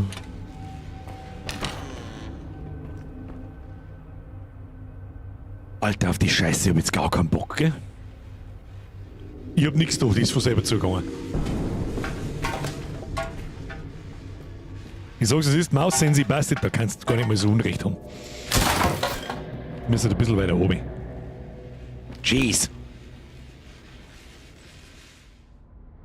Warum tu ich denn nicht einfach? Mausempfindlichkeit. Mausempfindlichkeit beim Zielen. Probieren wir es mal so. Wenn drüben speichern. Das ist immer noch sauber znarisch. Das ist immer noch sauber znarisch.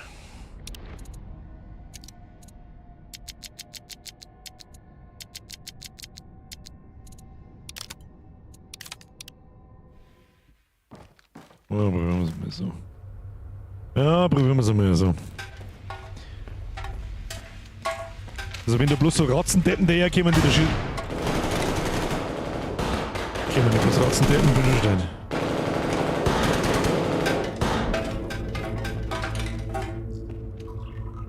Aha. Okay.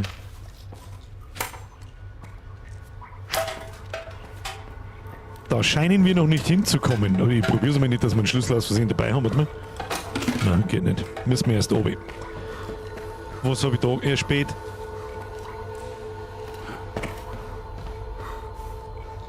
Warte mal. Was ist das? Sind das Pokebälle? Was ist da oben drin? Weiß ich nicht.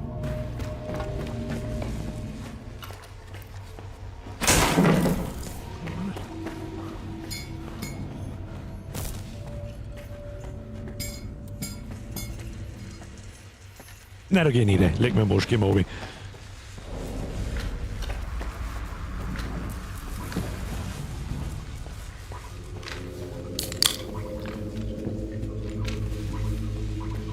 Erstmal ein Energy to my face. Ach du Scheiße.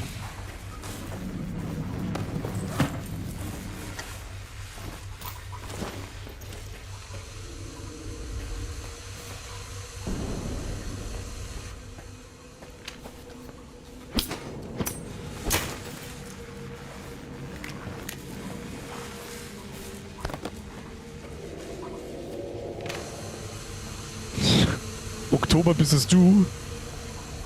Please. Was tut denn da so?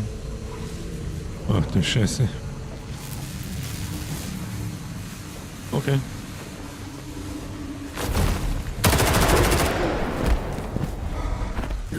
Fotze.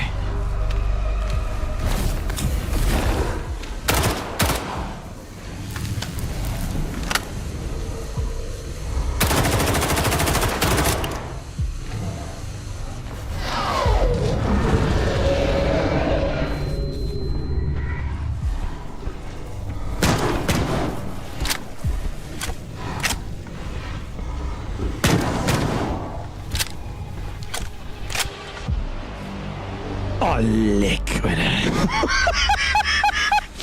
Leck mich bloß an meinem Arsch. Wie das scheiß Mistviech Panik macht, ist unfassbar. Leck mich.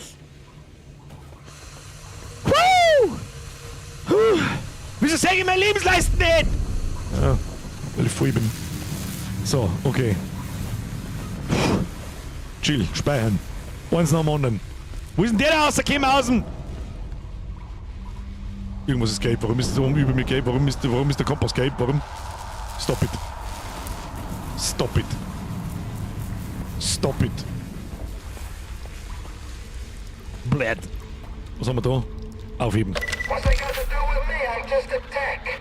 You're a tech who worked on the scanner's So- diode. Everyone who's so much as touched as one of them is on the hit list. Do what I tell you and toss all the records and papers into the burner. Have you seen what's in those files? That's enough to get me killed. Sure have. Why would you read them though? Calm down. As long as the slag heap's mine, you're safe. Come on, be quick about it. Like I got a choice. Now I'm stuck at the freaking slag heap for good, tinkering with this stalker trash. Freaking scanners! Aha! Erfahre mehr über Nestor. Das wahrscheinlich haben die immer einen Scanner dabei. Es gibt viele Scanner, aber das hier ist meiner. Well, well. The detention center sent word that a stalker is coming to help. So I'm gonna treat you as a friend. For now. Wer ist das? Wer bist du? Soll das eine Drohung sein? Who am I talking to? I'd rather introduce myself some other time. Your death isn't part of my plans. I suggest you come to me. Up the stairs. I sent you the code to the door. Triff dich mit dem Fremden. Was für ein Code? Du hast mir überhaupt keinen Code geschickt, du Vogel! Wie geht die zum obersten Stockwerk? 2603. Ach so, und wenn ich jetzt aufgehe, dann funkt er mir wahrscheinlich wieder an oder macht dann die Tür auf, nehme ich an. Aufnahme des Gesprächs, das haben wir. So, was ich aber nicht glaube, ist, dass wir das Ding da fährt da nicht so Gaudi umeinander. Das schauen wir uns schon. Vielleicht gibt es fetten Loot, oder? 2603, haben wir schon. Das hat mir jemand gespoilert. Hab's genau gesehen. So, jetzt gehen wir erstmal da rein. Also. Mal, das mit und das mit. Jetzt warten wir, bis das Ding vorbeifährt. Ja. Das ist eine knappe Geschichte, aber es geht schon. Schauen wir, was da so gibt. Gibt's da was? Da unten haben wir ja, was ist denn das? Herkules. Was ist denn Herkules? Weiß ich nicht. Nehmen wir mit. Verbantal haben wir auch noch. Da war irgendjemand beim Mexikaner! Das sagt dir ich! So, jetzt warten wir, bis das Ding vorbeifährt. Ah, da oben liegt noch eins. Pass auf.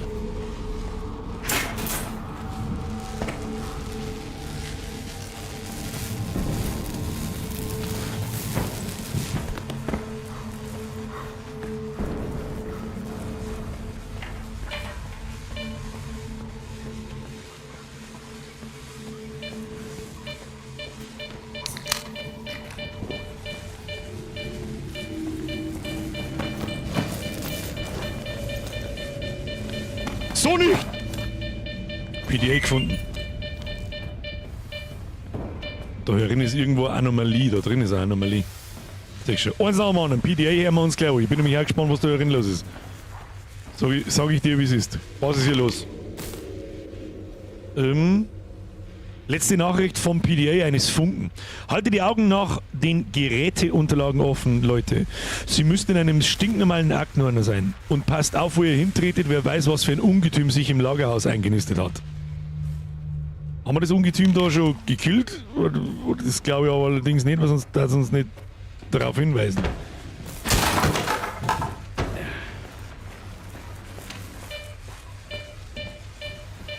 So, wo genau kommt jetzt das Ding und wo fährt sie?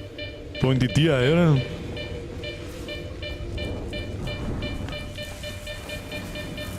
Warte mal. Hab da so eine Vermutung.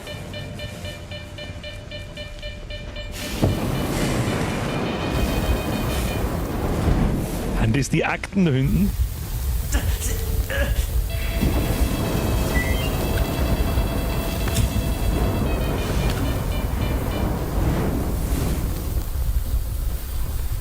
Jetzt warten wir, bis das Ding vorbeifährt und dann verpissen wir uns.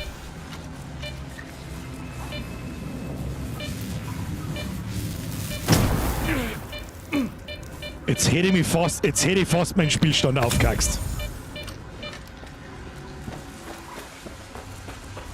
Holy shit, jetzt war es fast so weit gewesen, dass ich meinen Spielstand aufwachse. Ich hab gerade auf Speichern gedrückt und das scheiß Ding fährt mir ins Gesicht, ey. Was ist jetzt da? Ah, jetzt da Besi. So in der Krampf jetzt.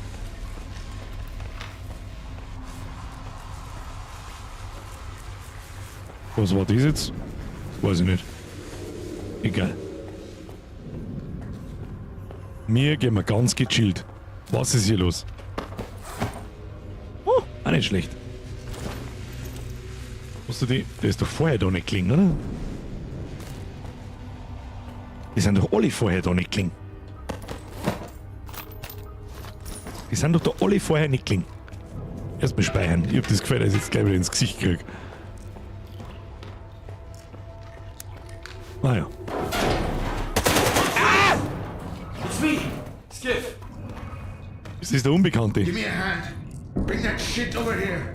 Was ist denn das? Ein Milchkandel. Das ist ein Milchkandel. Was ist da los da drin? Wer ist da wer? Go on. Turn it on. Easy. We've got an infinite amount of time ahead. Wo er recht hat. Er tut ein bisschen malen. You going to hang around and catch some rays? Ach, das ist der Dings. Ist das unser Scanner? Oh oh.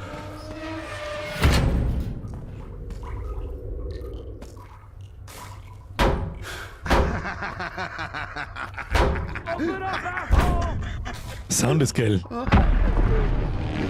Oh, das ist mies.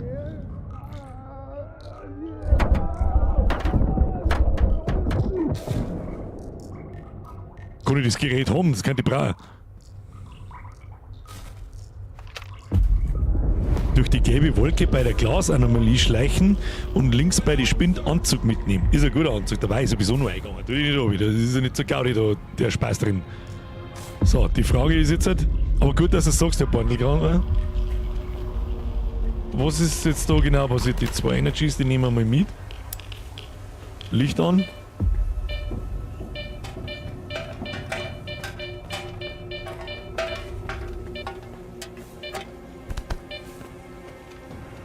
Was genau ist. Ah.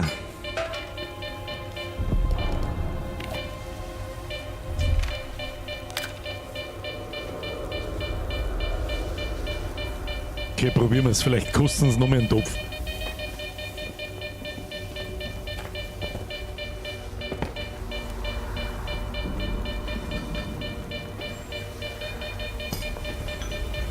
Kann man die überhaupt aktivieren oder macht die das jetzt die ganze Zeit, dass das da so.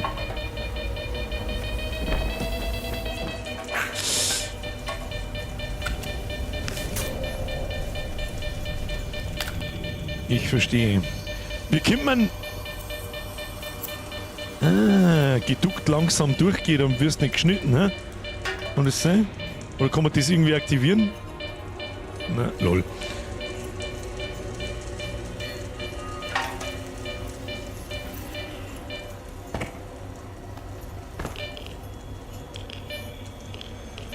Ich glaube, ich bliert ein bisschen, aber nicht viel. Haha! Wandelgramer, merci. Der Ökologen-SSP. Das Problem ist jetzt bloß, dass wir maßlos überfüllt sind. Das ist alles, was ich weiß. Was kann der? Alter! Alter, was? Gut, er hat weniger Rüstung als die ich jetzt so hab, aber der hat ewig den Strahlenschutz und so weiter. Das heißt, ich kann endlich auch noch mal liegen legen. Und ist 39.000 wert. Hast du gesoffen oder was? Heiliges Kanonenrohr Batman. So, da müssen wir aber das zeigen. Ich muss Sachen wegwerfen, es hilft nicht. Es hilft mich nicht, ich muss Zeug wegwerfen, aber ich weiß nicht, was ich wegwerfen soll. Und lieber dann mein scheiß AKM da wegwerfen, sag ich dir, wie es ist. Wie ist denn die da beieinander? Die ist auch schon fast. Wieso ist denn das, warum ist denn das Quarzzeug so schnell kaputt? Schieße mit dem an, sag ich dir, wie es ist. Und die entladen und die Scheiße schmeiße ich weg.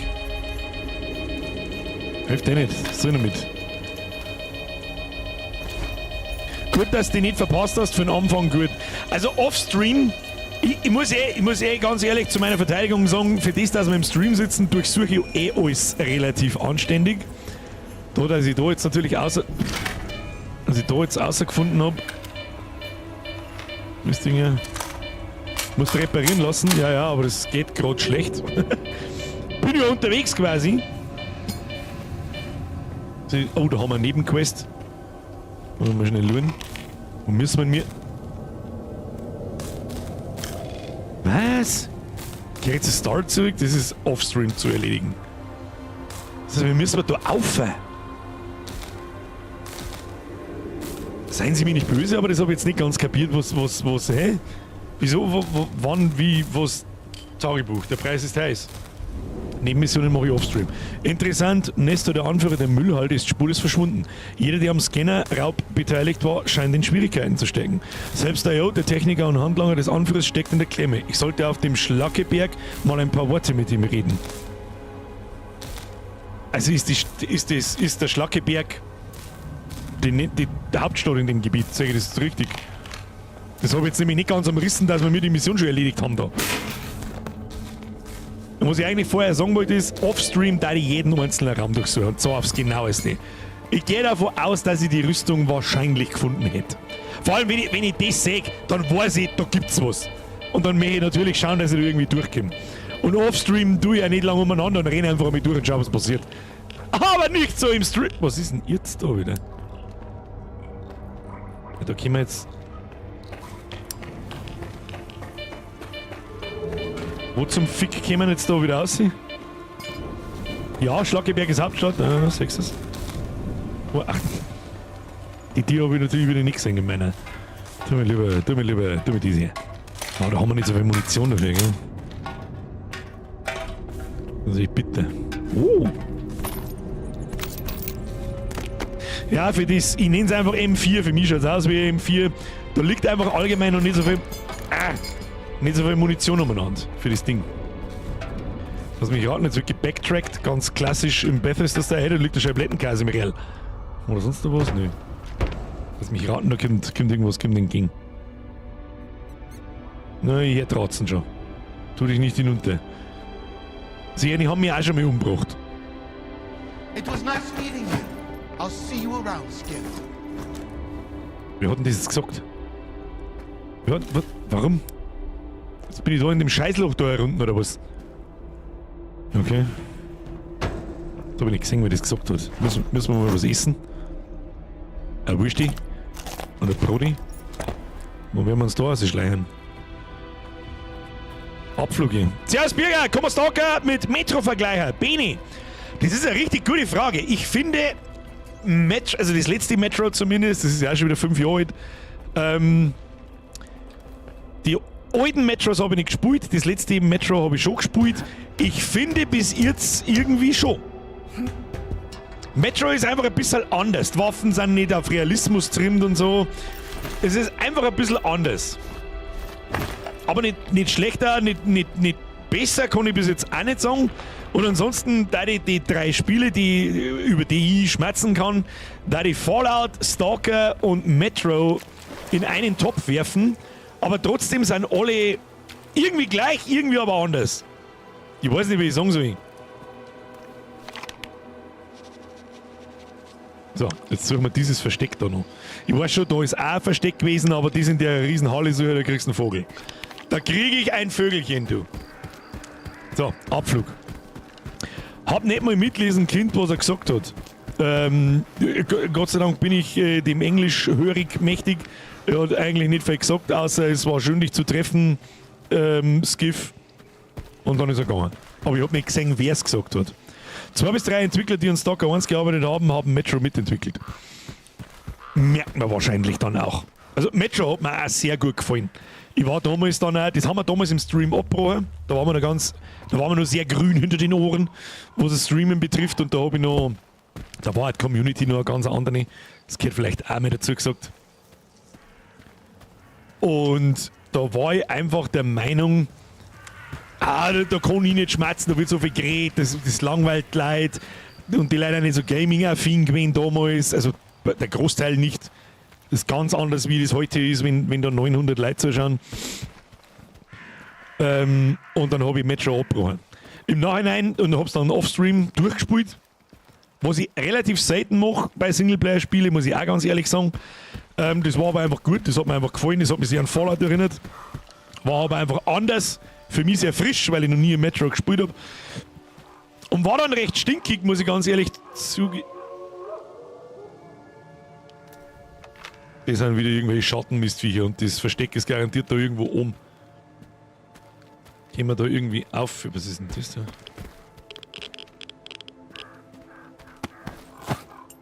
Nimm ich.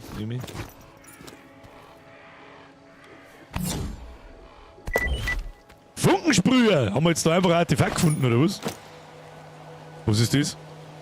Elektrizitätsschutz, gibt aber auch strahlungsschwach. So, das mag ich jetzt ausprobieren. Das ist das erste Mal, dass wir ein Artefakt einstecken können. Da wo Strahlungsschutz ist auf Level 3. Also hat 3 Striche. Das muss ja klar sein, dass man das keine Strahlung nicht permanent gibt, oder? Langt das? Weiß ich nicht. Dann habe ich da so Scherm oben drin. Ich höre einen Hund umeinander heulen. Ich sag das jetzt freiwillig, wie es ist. Wir gehen auf die Straße und geradeaus durch und hoffen, dass wir keinen Encounter haben. Ich möchte jetzt in die Hauptstadt. Ich kann mich nämlich nicht mehr bewegen. Ich muss das Inventar aussortieren. Das hilft nicht.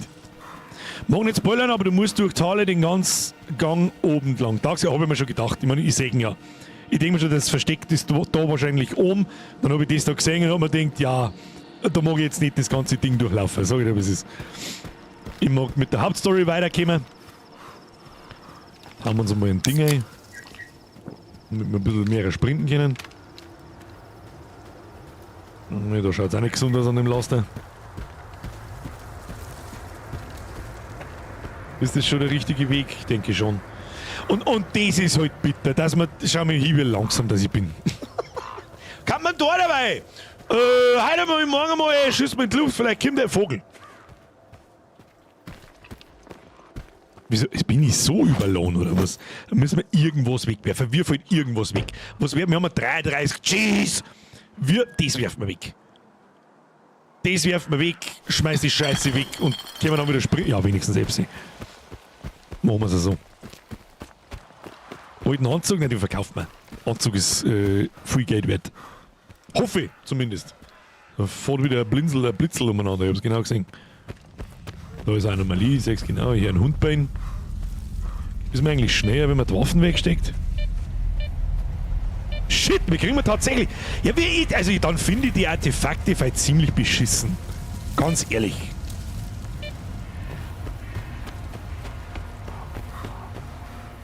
Anzug ist kaputt. Ach du Scheiße. Oh, der ist tatsächlich ziemlich im Arsch, gell?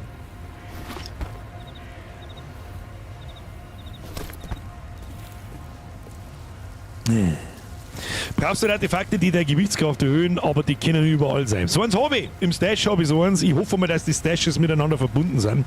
Ist natürlich ein bisschen unrealistisch, aber gut, ansonsten kommen wir hin und her. Schnell reisen hat es geheißen. Aber was ich komisch finde, wir kriegen permanent da unten unter mir da in der Strahlungsanzeige, baut jetzt halt das Artefakt langsam Strahlung auf, obwohl unser Strahlungsschutz so hoch ist. Du brauchst Artefakt mit Strahlungsschutz. Das verstehe ich nicht. Weißt du, das ist sogar noch schwach, der Funkensprüher. Es gibt Elektrizitätsschutz. Aber ich habe doch den Anzug, der hat Strahlungsschutz 3 von 5. Das ist wirklich nicht wenig. Gefühlt. Ich weiß nicht, ob es wenig ist, aber das ist halt über die Hälfte. Viel besser wie der alte Anzug. Und bringt gar nichts. Ein mittleres ist am Anfang schon okay. OP. Oder, Moment mal, oder baut der Strahlungsaufbau, geht der dann 3-4 Strichel und geht dann nimmer weiter. Der Anzug bringt nichts, brauchst du ein Artefakt, das ist ja voll beschissen. Okay, aber die muss man halt irgendwo finden, die können schätzungsweise random droppen.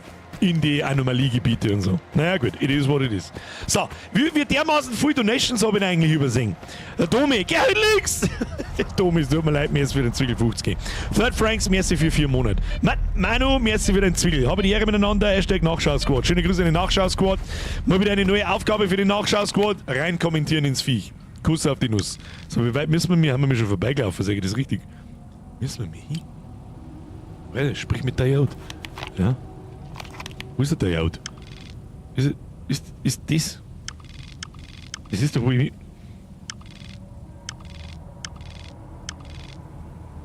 Naja. Was soll ich machen? Was soll ich machen? Königin Elsa, Spoiler, die sind in Glibber-Anomalien. Das Das ist okay, glaube ich. Ich glaube, ich habe eine Clipper-Anomalie oder nicht einmal gesehen. Da ist furchtbar viel Strahlung, das ist alles, was ich hier. Durch Upgrade vom Anzug geht's ohne Strahlung. Ach, man kann einen Anzug, stimmt, man kann einen Anzug ja auch noch mehr upgraden. Ja, das schauen wir uns jetzt dann alles mal in Ruhe. Es ist bitte wie spät?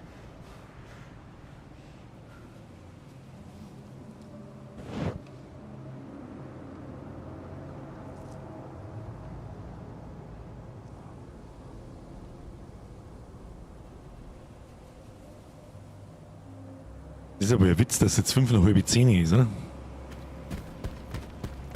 Lol.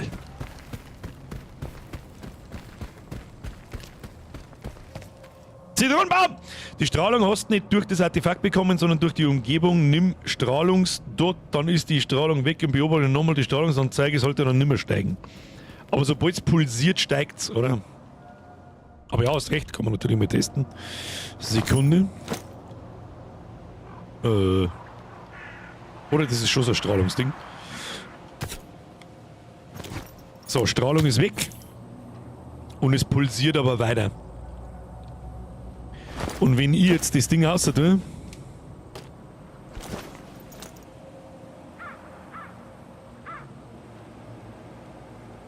pulsiert es immer noch.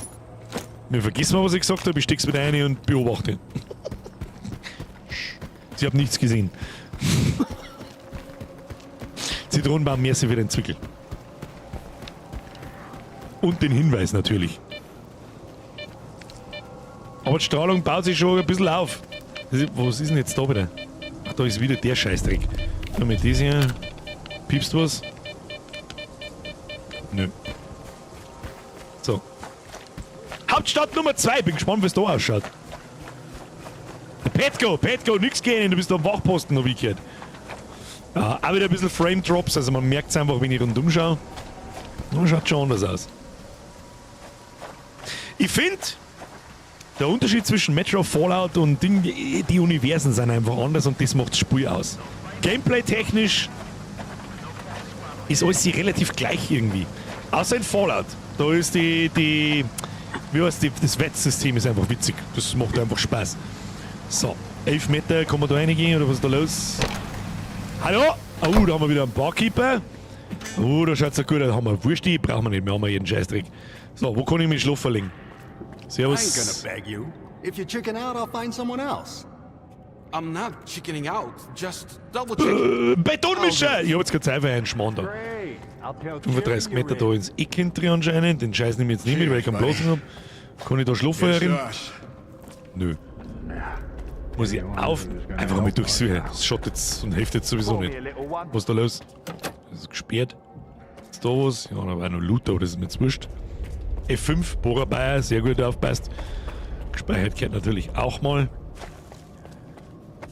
Schauen wir, werden wir schon finden. Wir müssen uns erstmal zurechtfinden, wo wir wieder überhaupt sind. Wieder aufhängen? Tatsächlich schon. Ne? Die Frage ist, ob das was bringt, aber wahrscheinlich nicht.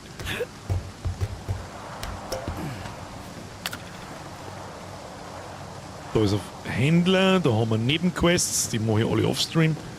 Hoffe ich zumindest, am Freitag kommt Path of Exile 2. Da fürchte ich, werde ich nicht mehr recht für andere Sachen machen. Da waren wir auch schon. Wie können wir jetzt da hinten? Fallout ist Liebe und am meisten Spaß macht Melee Only. Melee macht wirklich sehr viel Spaß, ja, das stimmt. Das kann ich auch nur bestätigen. Aber ansonsten bin ich einfach gern der Sniper. Man kann ja, Gott sei Dank, muss man sagen, in Fallout keinen Stealth Archer spielen oder Stealth Sniper, weil das Stealth-System da einfach nicht so funktioniert, wie es soll. Also wie es in Skyrim ist. In Skyrim kannst du so weit skillen, dass der Trauger oder sonst wer einfach einen Meter vor dir steht und sagt dir nicht mehr. Liste auf Papier aufheben. Vorbereitung für irgendwelche Übungen. So, da haben wir. Oh, ich sehe ein Stash-Symbol, sehe ich schon.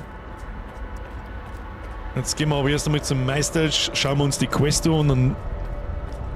Ja, machen wir erst Stash. Gib Stash, wo Stash? Ist das mein Schlafzimmer? Oh, wer bist du? Bist du der Hamster? Huron! Huron, blöd! Kaufen, verkaufen, toll, sonst kannst du Sirka gehen. Der beantwortet dir gerne weitere Fragen. Hast du Arbeit? Das ist eine Nebenquest, die mache ich offstream. Hast du Beute? Was hast denn du alles verschiedene? Oh! Oh! Hochgradig sexuell. Was ist das da? 2 mit Zielveränderung, Kampfeinsätze. Für was kann man das benutzen, das Ding? Lass ich das Quader überhaupt richten? Es ist zwar stark, aber die scheiß Arcade ist so schnell kaputt. Wie ist die beieinander? Die lasse ich richten, glaube ich. Jetzt verkauft mir erst einmal unseren Scheißdreck. Ich sag das ganz ehrlich. Du hast mal das da, der mir mal weggeht. Ich weiß, dass man das mit dem Regler machen kann. Das, der mir weggeht. Was der mir noch weggeht? Granaten, der mir weggeht. Was ist denn das da? Herkules. Maximales Gewicht. Für 10 Minuten! 5 Minuten! Nicht, oder? Ich war 5 Minuten. Bringt mir auch gar nicht weg mit dem Scheiß. Nimm mich niemals her. Was ist denn das eigentlich? Reduziert Blutung, stellt Gesundheit wieder her, Maximum. Und was haben wir da? Reduziert Blutung, reduziert... Ach, das sind verschiedene Scheiblettenkassorten. Da war ich schon ein wenig angelaufen aus. Bin mir nicht sicher. Die eine Granaten, die verkauft man auch. Machen wir es einmal so. So. Gehen wir mal zur Kisten. Bring back some loot next time. Tu den Herkules wieder zurück. Wieso nicht? Was machst du mit dem Herkules? Was machst du mit dem? Reppen und verkaufen lohnt nicht. Blauschimmelgas. Wenn du da Overload hast, kannst du dann trotzdem laufen. Für 5 Minuten. Das sind so Sachen, die hebe ich mir immer auf für so einen Moment und dann säge ich, wenn ich es spät durchgesperrt habe, schau hier, einen Herkules habe ich auch noch gehabt. Weg mit dem Schrott! Oh, was ist das? What's up? Got your ass kicked again? Yeah. Was ist das? It's okay. Da haben wir mit einem Medic, oder was ist da los? Schau, da haben wir einen Medic. Wo ist mein Bett? Like, what the hell? Ist das unser If you Bett? wanna work here, you Aha. gotta pay for protection. Wo ist unser Stash? You got a death wish? Der müsste eigentlich irgendwo dann da sein. Möchtest du mir sagen, die verdammten Entwickler waren so schlau und haben den Stash direkt neben den Händler hin, ohne dass ich mich bewegen muss? Da ist mitdenkt worden. Gefällt mir sehr gut. So. Ich dachte halt, ja, komm mal, das Ding hat einen Griff, gell? Jetzt pass mir Obacht. Ich tue jetzt das einmal da um. Reparieren lohnt nicht. Verkaufen kann man es auch nicht. Was soll ich denn da damit? Ein Bett auf 2 Euro, ich muss bequem sein. Ich bei dem Händler, wo du vorher warst. Hab schon gefunden. Mein Dick, der Stash ist ja unendlich, den kann man ja aufheben. Jetzt machen wir alles ablegen. Das ist, glaube ich, Pistolenmumun, das weiß ich nicht, was das ist. 45er brauchen wir sowieso nicht. Das ist die 5, was braucht denn das Ding für Munition? 5,56. Das ist 5,45. Weg damit. Das ist Schrot. Nee, das nervt mich auch noch ein wenig da. Das ist die Munition, die wir fürs Gewehr brauchen. Kann man das decken? Nein, kann man nicht. Haben wir da noch ein paar Schuss? Ja. Dann kann man die weg da. Das ist 62er Munition. Da darf ich mich natürlich arg freien auf ein Gewehr. Das sind 62er Schottenil. So, warum ich die PDAs nicht verkaufen darf, weiß ich auch nicht. Das hat mir irgendjemand gesagt, ich darf es nicht verkaufen. Ach, an das Quest PDAs. Okay. Dann der wir mal die Hälfte von den Granaten da grob. Was ist das da? Nein, mit 39. Braucht man auch nicht. Und das lesen wir noch einmal. Das wird kein Gewicht haben, 0,05. Interessiert. PDAs kannst du verkaufen. Jetzt weißt du von mir, wie die kannst du verkaufen. Letztes Mal kannst du darfst nicht verkaufen. Weg. Ich meine, die Notizen davor habe ich ja trotzdem. Die habe ich ja sowieso. Hoffe ich. So, gehen wir mit zu und verkaufen wir das. Das ist auch noch mal ein guter Tausender. Meine Strahlung wird übrigens immer schlimmer. Was genau tut denn Strahlung eigentlich? Mir langsam das Leben abziehen, sehe ich das richtig? Weg mit dem Ding. So, was ist so, Meister? Handeln. Dann mit PDAs verticken. Weg mit dem ganzen Bums. So, haben wir alles. Und die kauft er nicht. Jetzt ist die Frage, ob sich das rentiert, die Dinger zum Reparieren, das gelb sind. Nur bis. Ja, man kann es nur voll reparieren, gell? Fuck. Naja, gut. It is what it is. Da sind auch noch mit 350. Können wir uns da irgendwas Tolles kaufen? Was ist denn das? Der holographisches Visier. Das hat doch gar nicht schon für, aber 3500 ist mir das nicht wert. Das findet man. Das findet man. Aber die Schrotflinten, der hat mich interessieren. Kauft man uns die. Kaufen wir uns die Schrotflinten, Kinder. Sagt ihr dazu? Bis ich die finde, ich weiß, die findet man irgendwann. Aber bis ich die finde, die Dämmlack da, die reparieren. Welche Dämmlack die da? Findet ihr die so? Ich hasse dieses Zielfernrohr mit dem Scheißpfeil. Hasse auf den Tod. Ich brauche einen Red Dot. Wegen der Strahlung reparieren mal, das ist nämlich sauteuer. Ich habe beim alten reparieren, in der ersten Hauptstadt habe ich das schon mal da. Pump ist immer gut. Einer schreibt ja, einer schreibt nein. Ich sag das, was ist, ich bete mir es aber ein. Ich will sie haben. Ich will sie haben. Kostet nur 7. Entladen. Und die verkauft man. Her mit der Pumpen. Her mit der Pumpen, Alter! Gib Pumpe! Schrotflintenmund haben wir genug. Munition haben wir, glaube ich, allgemein relativ gut beieinander. Machen wir es so. Haben wir immer noch 12.000. Schauen wir, dass wir über 10.000 bleiben. Für was nehmen wir den Händler sonst her? Ein Ziggiges Geld die ganze Zeit umeinander. Munition gehört halt noch gekauft, gell? Und die Waffen lasse ich reparieren. 556er Moon. Hat der 556er Moon da? 545. Kruzifix, wir haben da auch kein Munitionsding für das Scheißteil. Kruzifix, dann müssen wir die reparieren. He? Dann müssen wir die ins Stash stecken, es hilft einfach nicht. Bring back some loot next time. Ja, bring back some loot next time. Ich hab da was verkauft, der Penner. So, Shift, verglichene Gegenstände, Kontextmenü. Ausrüsten, fallen lassen. Wir können das Ding umbauen. Birger, Greenscreen. Was für Green... Oh. Ja? Greenscreen kaputt, Entschuldigung. Immer wenn du in der Stadt bist, Zeug verkaufen und die Ausrüstung reparieren, dann ist es nicht ganz so teuer.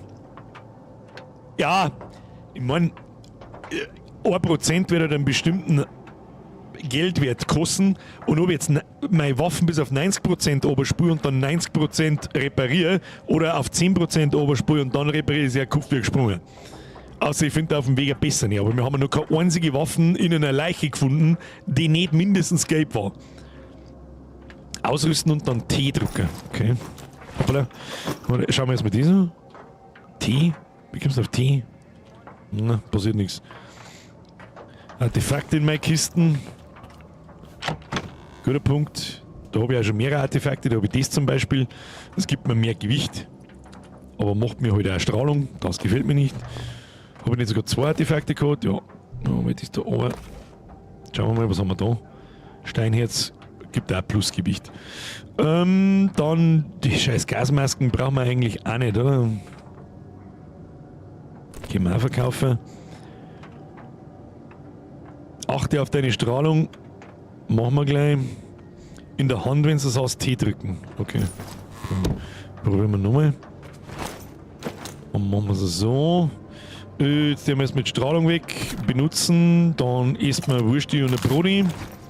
Dann gehen wir wieder raus, wo ich eine Waffen in die Hände nehmen kann. Hoppala, wo geht's denn raus? Da hinten ist irgendwo rausgegangen. Da. Kann ich da mit der Waffe nochmal anlaufen? Ja. Jetzt machen wir so. Jetzt laden wir erst mit Ihnen, wie viele Schuss gehen da rein? 1, 2, 3, 4, 5, 6. So, jetzt ist das schon eine etwas ernstzunehmendere Waffe. Dann haben wir das Ding, da haben wir jetzt natürlich keine Waffen nicht dabei. Jetzt machen wir mit.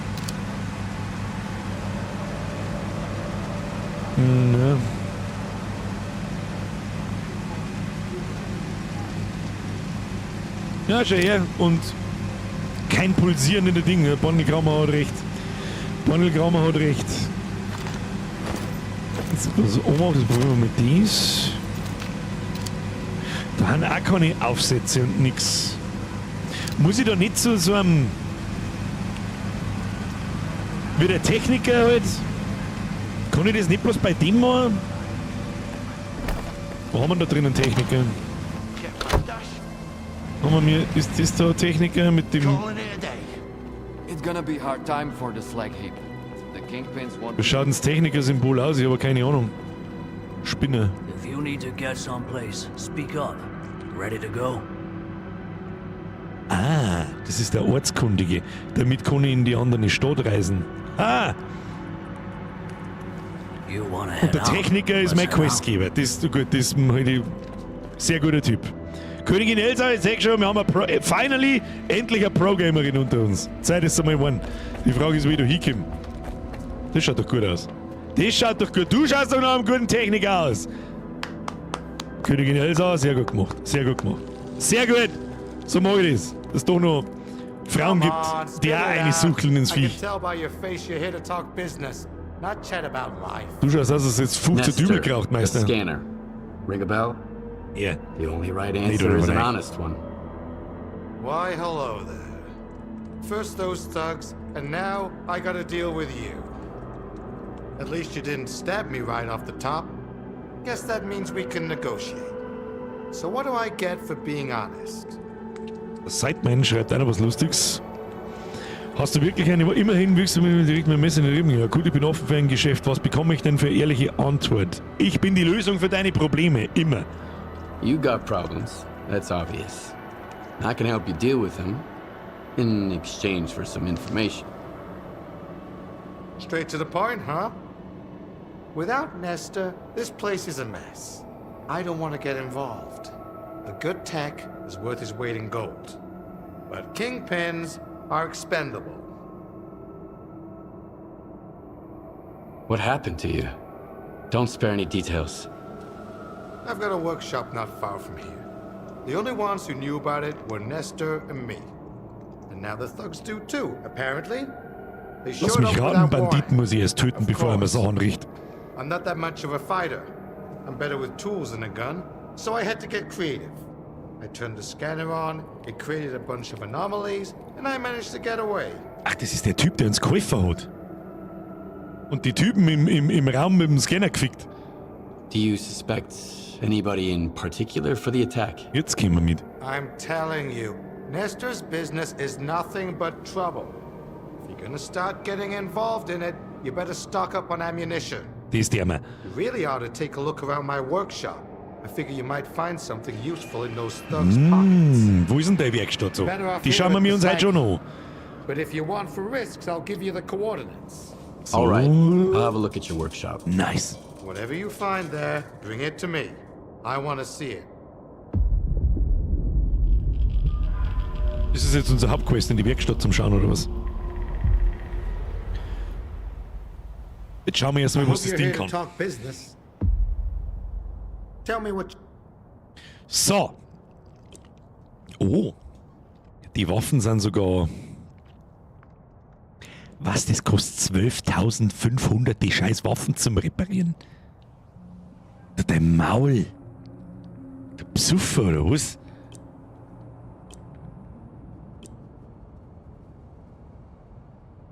Und warum? Weil das den Griff da vorne dran hat oder was? Und den kann man nicht runternehmen, das hat der Sideman gerade geschrieben. Ich hoffe, dass das Sichelmann, nehme ich an. Ich hoffe, dass man das Scythe ausspricht, ich habe keine Ahnung. Der Griff ist eine Verbesserung von der Waffen und bei Spezialwaffen kannst du kein Visier ändern oder runternehmen. Woran merke ich denn, dass es Spezialwaffen ist? Dass es eine Named-Waffen ist, oder heißen die? Eines unbekannten Stalkers, das ist dann eine Named-Waffen. Die müssen die quasi für 13.000 reparieren, damit ich es benutzen kann. Und die Verbesserungen, die...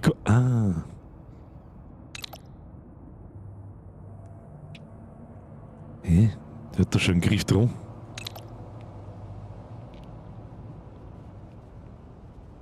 Was sehe ich jetzt ich, was da schon eingebaut ist? Ist da überhaupt schon irgendwas eingebaut? Der Griff ist ja da, ich meine, ich sehe ihn optisch ja. Das müsste da herunten dann zum Sehen sein, oder? Ja. Bei der Pistolensäge das auch. Das ist wieder was anderes. Kugelgeschwindigkeit, panzerbrechende Kraft. Da kann man auch noch Sachen verbessern. Spinnst du? Abnutzungsresistenz? Kann nicht installiert werden, benötigte Verbesserung synthetisches Futter, Gewichtsreduzierung, Ausdauerwiederherstellung, nicht genug Marken, leichte Materialien. Leck mich doch am Arsch, Alter, was? Da wirst du deppert. Die brauchen wir nicht. Die kostet jetzt 7.000 zum Richten. Und da kann die tatsächlich das Visier, aber da. Wenn die Waffe kaputt ist, siehst du das nicht. Wie meinen Sie das? Wenn die Waffe komplett im Arsch ist, dann kann ich es auch gar nicht mehr reparieren. Sag ich das? Ach, dann ist die komplett kaputt. Ja, was soll ich denn dann mit dem Scheißding? Ich freue mich wie ein Schnitzel, weil ich eine coole Waffen finde und dann ist es so kaputt, dass ich es nicht einmal reparieren kann. Gut, vielleicht kann ich es aber auch nicht reparieren, weil ich zu wenig Marken habe. Ja, gut. Ich nehme alles zurück, was ich gerade gesagt habe. Aber ich brauche irgendein Sturmgewehr. Irgendein Sturmgewehr brauche ich. Die Frage ist, was wir da jetzt nehmen. Nehmen wir das Ding, da haben wir nicht so viel Munition. Für die Dämmlack, was ich übrigens lustig finde, also wirklich Dämmlack heißt, habe ich haufenweise Munition. Dann werden wir mit der spielen müssen, das hilft nicht. Reparieren. Der hilft nicht, was soll ich machen? Kann man noch eine Verbesserung anbringen? Weiß ich nicht. Was ist das da? Zielgeschwindigkeit, 15%. Kostet bloß 250. Aber warum ist das gelb? Ist das schon eingebaut? Was haben wir da? Das kann ich nicht mehr. Was haben wir da? Ist das gelbe schon eingebaut? Sag ich das richtig? Bestätigen, um Folgendes auszugeben. Minus 300 Dinge. Nimm die AKM, da findest du immer Moon. Ja, also habe ich jetzt gemacht. Ihr habt aber ein bisschen eine Verzögerung, da bin ich meistens schon 10 oder 15 Sekunden voraus und hab da schon irgendeinen Blödsinn drin. Hups.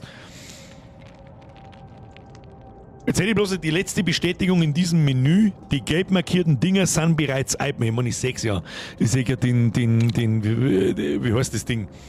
Den Mündungsfeuerdämpfer da vorne sehe ich droh. Was ist das da? Nein, das ist der Mündungsfeuerdämpfer.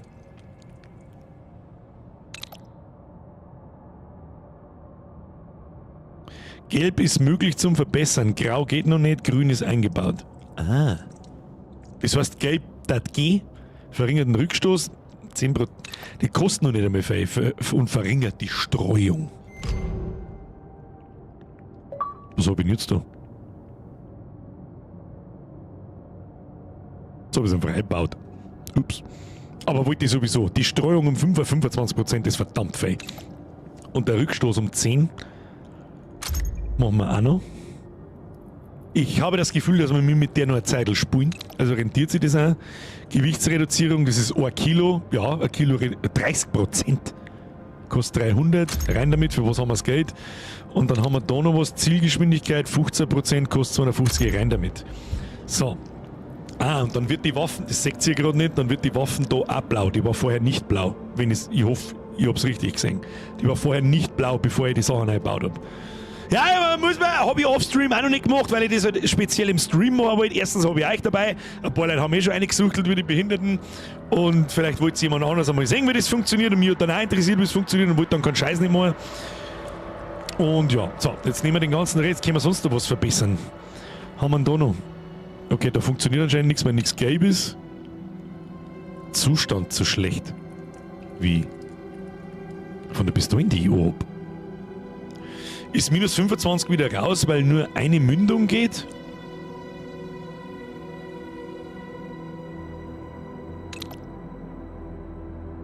Scheiße, stimmt da. Ach, du kannst... jetzt seid... Jetzt haben wir beieinander. Ich kann das Ding auch wieder ausbauen. Ja, jetzt ist das Modul aktiv mit grün. Jetzt habe ich es kapiert. Um Himmels Willen, Birger!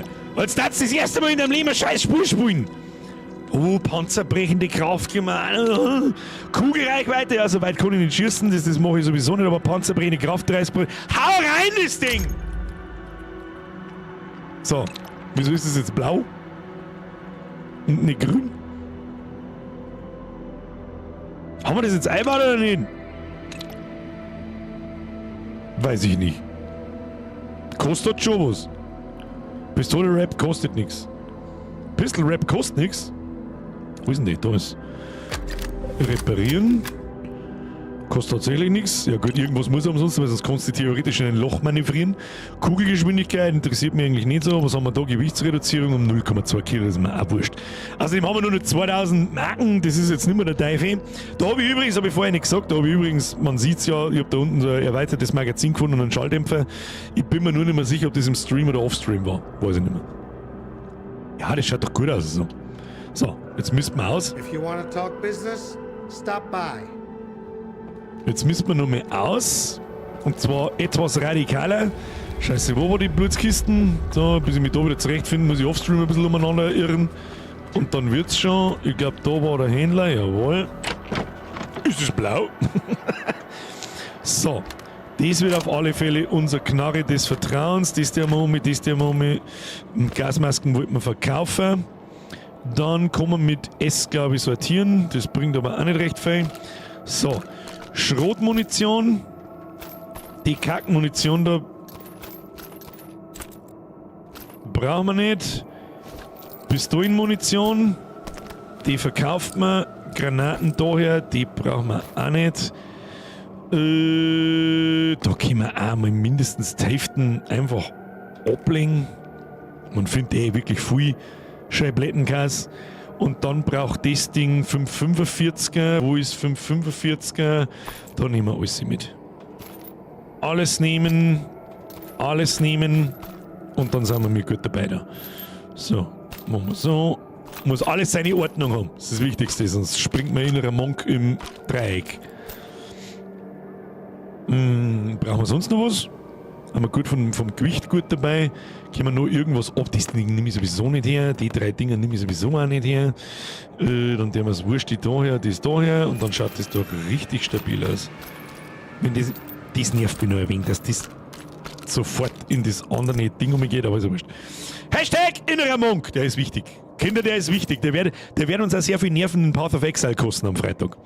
Freitag, 20 Uhr, Path of Exile 2. Ich werde wahrscheinlich sogar schon um 20 vor 8 Uhr anfangen zum Streamen. 20 vor, 3 8 Uhr, spätestens 10 vor 8 Uhr.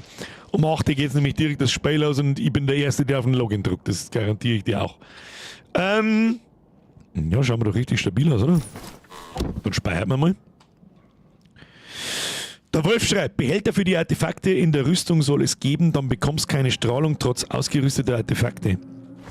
Was? Also es gibt extra Rüstung mit einer Art, wie soll ich sagen, Sockel-Slot für die Dinge. Okay. Take your pick, Stalker. My prices are fair. Aber bis dahin rendieren sie die Dinger halt einfach auch nicht. Wobei das gefällt. So, was kriegen wir da? Für die scheiß Gasmasken kriegen wir 3300. Dieses Geld gleich wieder reden. Weg mit dem Schund. Weg mit dem Schund. Nein, die kannst du dir bauen lassen. Ah, okay. And der Sortierung ist gone. Verdammt, wieso? Dann legt mir Arsch mit deiner Sortierung. Kruzifix. Egal, haben wir ein bisschen Tetris gespielt. So, wo müssen wir hin? In sein Lager müssen wir rein. Haben Sie Interesse, dass wir das heute Abend noch machen? Dann smashen Sie den Like-Button. Ich gehe dabei scheißen. Nein, natürlich nicht. Beim Techniker kann ein Bleislot in den Anzug eingebaut werden. Okay. Haben Sie alle schon auf den Like-Button gesmasht, meine Damen und Herren? Das ist mir das Allerwichtigste. Vielleicht haben wir ja neue Personen auch da, wer weiß. Mir kommt es manchmal so ein bisschen vor. Vor allem, wenn wir von Spiel zu Spiel springen. Montag Landi, Mittwoch Stalker, Freitag Path of Exile. Dass da immer wieder mal neue Gesichter da sind. Habe ich so das Gefühl. Oh, so viel Schuss haben wir gar nicht, gell? Halt, stopp. Wo ist jetzt... Da ist die Tür gerade noch aufgegangen. Da ist... So. Da noch mal schnell einer. Ich kaufe ihm noch schnell Munition ab. Was da denn sonst damit? Handeln. Was brauchen wir? 545er. 545er hast du da ein Panzerbrenimmun. Für wie viel kauft man? Für 2.500. So, das schaut gut aus. Nehmen wir mit. So, sie haben nichts gesehen. Hoppala. So. Da, alle neuen vielleicht. Wer weiß schon, ja? Smash mal den Abo-Button. Ich streame im Übrigen jeden Mittwoch und jeden Montag von 8 bis um 10, 11 und über den Winter ab und zu am Wochenende, meistens am Freitag, auch immer um 8 auf die Nacht. Die Freier war noch nie da, aber du kontrollierst einmal deine Glocken, ob die aktiv ist. Der Rest genauso übrigens. So, schleichen wir uns davon. Schauen wir, was da los ist. Was sagt mir überhaupt das Notizbuch zu unserer Aufgabe? Tagebuch. Suche die Werkstatt nach Hinweisen ab. Interessant. Nest heute Abend vor der Müllhalde ist spurlos verschwunden. Jeder, der am Scanner-Raub beteiligt war, scheint in Schwierigkeiten zu stecken. Selbst der Techniker und Handlanger des Anführers steckt in der Klemme. Ich sollte auf dem Schlackeberg mal ein paar Worte mit ihm reden. Das haben wir ja schon da. Okay. Da müssen wir... Nein, nicht wieder in der Finstern. Ja, da müssen wir in der Finstern. Ist quasi Horror-Oktober. Wo ist denn mein Kompass wieder hin? Bin ich da schon in der richtigen Richtung? Nein, natürlich nicht. Das ist nur ein bisschen was, das ist, finde ich, auch nicht so geil gemacht. Warum ist jetzt mein HUD weg die ganze Zeit? Warum sehe ich meine Lebensleisten nicht? Warum sehe ich meine Strahlungsleisten nicht? Warum sehe ich meinen Kompass nicht? Warum? Wieso? Hoppala. Speichern, neu laden, dann ist der Kompass wieder da. Let's see, ob die Freier da... Das ist tatsächlich ein Bug, okay. Herr Ritschmann, merci für 7 Monate. Ich bin der Regie, ich bin dabei. Merci dir. Kuss auf die Nuss. 7 Monate. Habe ich 8 Monate gesagt? Ich weiß nicht. Jetzt ist HUD wieder da. Das ist wahrscheinlich, wenn man in die Hauptstadt reingeht und wieder rausgeht. Mei. Schieß nicht. Geht jetzt aber auch keine Welt nicht runter. So, schauen wir mal, was der Bunker da drin kann. Ika! Ebenfalls merci für 7 Monate. Der, die oder das Ika. Für die immer noch Daddy. Ich zahle dir ja. Dann bin ich für der Dicker. Das ist recht. Merci dir. Ist ein Bug, Sprache umstellen hilft da oder hat aus. Gibt's wahrscheinlich ein Tastenkürzel dafür, gell? Ja, drauf geschissen.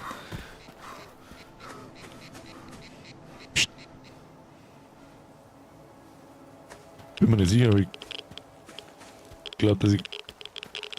Warum ist denn jetzt Musik weg? Das heißt meistens nichts kurz. Probieren wir doch gleich mit die aus. Rein in die Bumsbude. Da müssen wir zwar nicht rein, aber wir schauen trotzdem. Questpedia ist ja hier. Munition. Der Rest nehme ich nicht mit, drauf geschissen. Flieges letzte Nachricht. Was ist da los? Fliege, was ist da los? Nee, ich hab die Schnauze voll von deinem Scheiß. Kipper. Ach ja, was soll das jetzt heißen? Ihr benehmt euch wie ein Rudel braver Köter, die alle nach Roosevelts Pfeife tanzen. Das ist ein verfickter Pulle, im Ernst. Okay, ich habe gehört, was du zu sagen hast. Und wenn ich bei dir vorbeikomme und dir für dein dummes Gelaber die Beine breche, hören dich auch alle anderen. Okay, alles klar. Aber wenn ich so gut hingehauen fliege, bin mir nicht sicher. War wohl nix. Tja, ja, gut, dass wir hinterher schauen.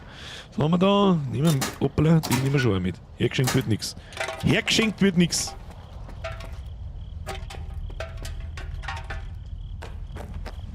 Da sonst nix. Kann ich klar. Keller gefunden schon. Die Frage ist, mag ich in den Keller reingehen? Erstmal Sicherheit sparen. Mag ich es überhaupt wissen? Tatsächlich schon, ja.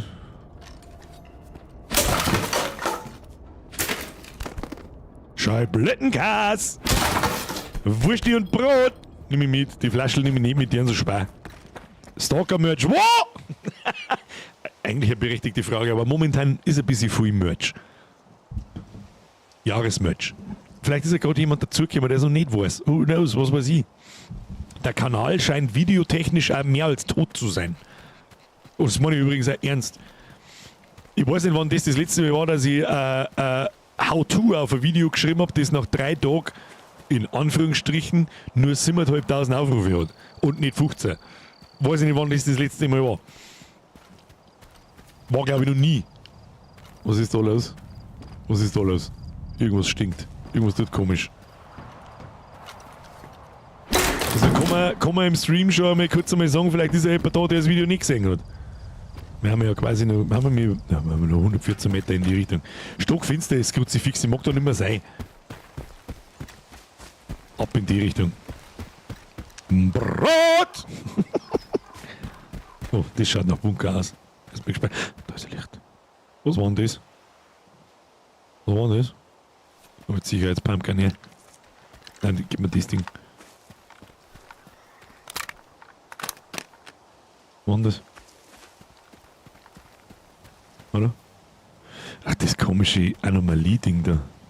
Okay.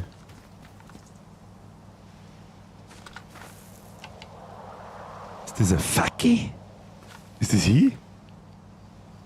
Ich probier. Ich teste es einmal an. Nein, es ist. Ah! Was war das jetzt wieder? Ah! Was soll das denn?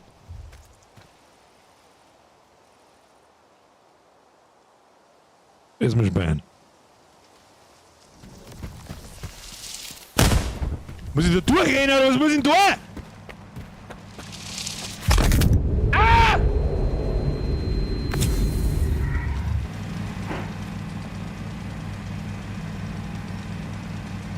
Flashbang!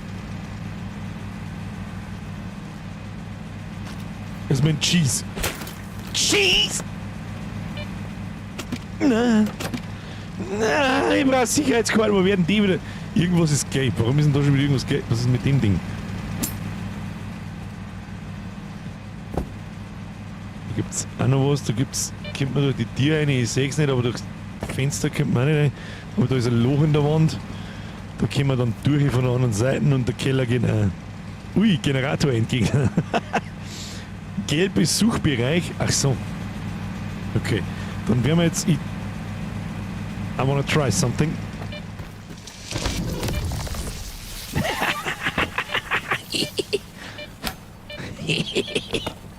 Bitch. Gib mir Schrotflinten. Oder?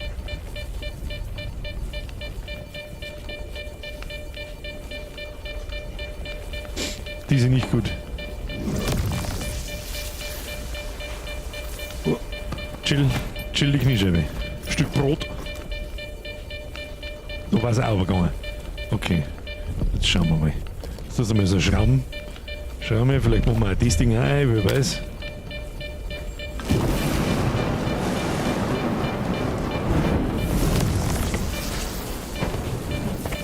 Sicher nicht gesund, da will ich überspeichern, weil ich schon wieder sterben sehe. Da. Gehen wir.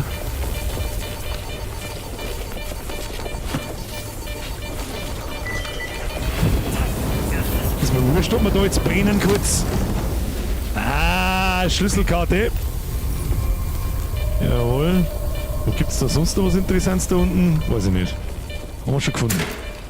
Cheese! Mehr Cheese! Kein Brot! Ah! Was war denn das wieder? Hör auf! So, jetzt müssen wir aber irgendwie wieder zurück aus. Okay, wenn das Ding läuft, werden wir wahrscheinlich nicht zurück aus dürfen.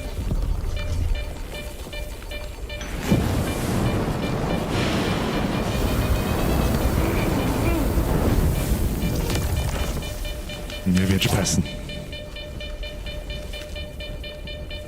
Das Gerät deaktivieren, aber wie?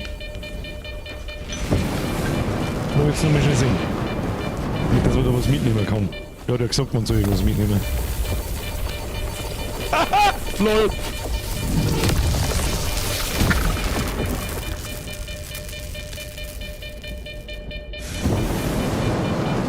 Okay. Hat das irgendwas gebraucht? Glaube ich nicht. Ist da sonst noch irgendwas zum Verband? Hoppala, jetzt bin ich mit der Maus an der Tastatur angefahren. Noch geschossen. Ach, dann ist das auch alles weg. Okay, ja, das macht Sinn. Hin und Knopf drücken. Ich habe nicht gewusst, dass man das Ding ausschalten kann. Irgendwann das zerfickt einfach die Leute. Das letzte habe ich auch nicht ausschalten können. Drauf geschissen, wir haben die Karten. Ab dafür. So. Ah, das ist die andere Seite. Ich verstehe. Cheese! Mehr Cheese! Give me some cheese! Baby! Ja, aber was genau soll ich denn jetzt da eigentlich? Ich werde mir nicht verzeihen, dass da jetzt... Von der anderen Seite kommt man auch mit der Karte rein, oder ne? Verlasse die Werkstatt mit Hilfe der Schlüsselkarte. Was war denn jetzt das wieder? Und jetzt muss ich wieder zurück aus. Ist der Ernst? Kommt doch jetzt aber ein Todessturm. Ich laufe mal einmal rundum. Ah! Da war noch was. Ich hab's genau gesehen, wie wir hergegangen sind. Hör auf jetzt damit!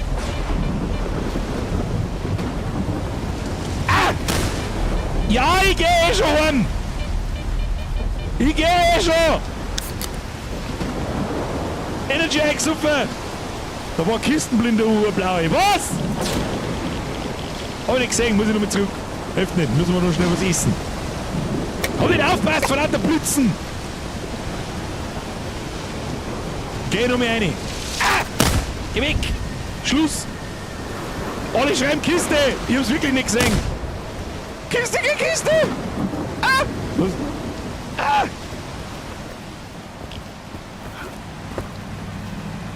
Kiste, geh Kiste! Kiste, Kiste, blaue Kiste? Oh. Upsi! Oh, was ist das? Ein weiteres M10-Magazin. MC Gordon. Keine Ahnung, was MC Gordon ist, aber wir nehmen es mal mit. Mit. Oh, ein Haufen Schuss für das Ding. Ja, nehmen wir alles mit. Weißt du was? Drücke R, nehmen wir alles mit. Schön gesehen, Kinder. Für das hab ich euch. Schau her, das hätte ich eventuell offstream auch übersehen. Weil die doch sehr unscheinbar ausschaut. Die Kisten da. Haben allerdings auch gelbe Kantenmalerflecken drauf. Also, hätte ich sehen müssen. Das war schwach, Birger, schwach. Okay, Abflug. Ah! Alter, ja, spring rein in Flashbang, du Volldepp! Na, ja, komm jetzt, Alter, chill mal! Brennen du, blitzen du jetzt mehr? Kannst du mich mit gern haben? Waren wir da schon drin? Da waren wir schon drin. Oh, da unten haben wir auch noch was übersehen schon, hm? Lauter gute Sachen! Brot und Wurst wird schon mitgenommen, das ist ja klar. So, Abflug jetzt. Und das finde ich ist ein bisschen sehr entschleunigend. So, jetzt muss. Alter, kann man da vom Blitz drauf werden? In der letzten Statue, die ich irgendwo gesehen habe, war was versteckt. Ist da was versteckt? Nein. Das finde ich sehr entschleunigend und ein bisschen. Nach dem 5. Mal, 6. Mal ein bisschen nervig, dass ich jedes Mal wieder in diese behinderte Stadt laufen muss und das ewig dauert. Wo ist denn da der Eingang überhaupt? Auf der Seite einfach geradeaus und dann links.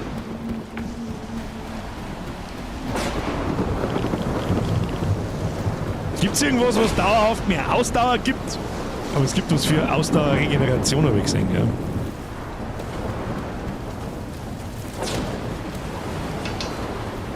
Komm ich da rein? Ja. Das ist das.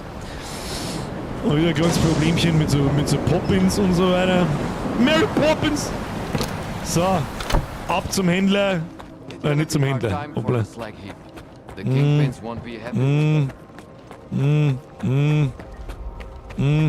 Techniker Sepp, wo bist denn? Da warst. So, hab die Schlüsselkarten gefunden. I found this on the bandits. Ha. Look familiar? Keine Schießerei, wundert mich. It's a key card to my Nicht workshop. stehen bleiben beim Spare one. Gewitter, hat man schon gedacht. It's Nestor's. How you get me into, you old prick? Wer waren diese Typen? Any idea who they were working for? None whatsoever. When it comes to the whole scanner business, I'm just a cog in the machine. I haven't got a clue who the customer is. As for Nestor, well, he had everything written down. As far as I know, he kept all his records in a special stash. Why don't you go and check it out? You never know.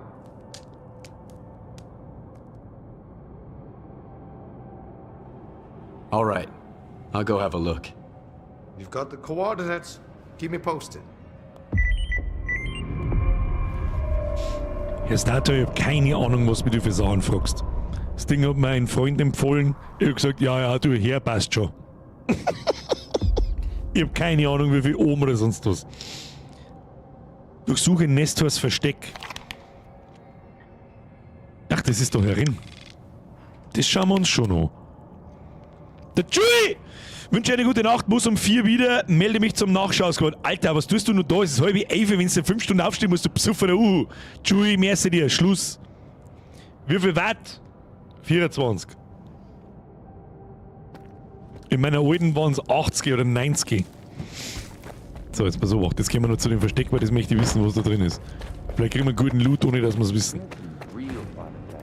Das ist ein Nest, was er versteckt, das glaubst du selber nicht.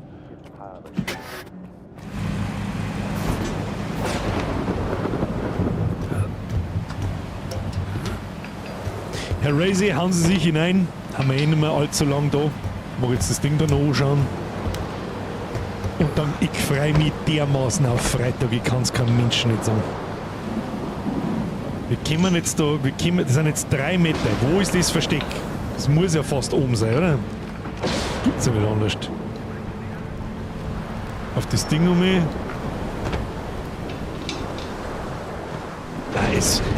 Die Waypoints führen die ja tatsächlich von Punkt zu Punkt. Das ist mir auch noch nie so direkt aufgefallen wie jetzt gerade.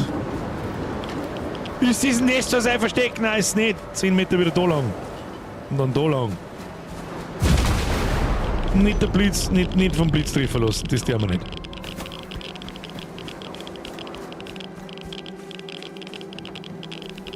Okay.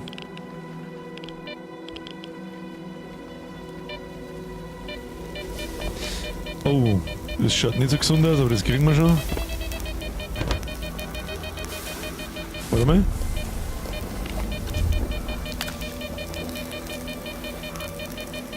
Nö. Der Dings, der Stunt Rider hat noch geschrieben, dass ich ein Artefakt in dem Scanner übersehen habe.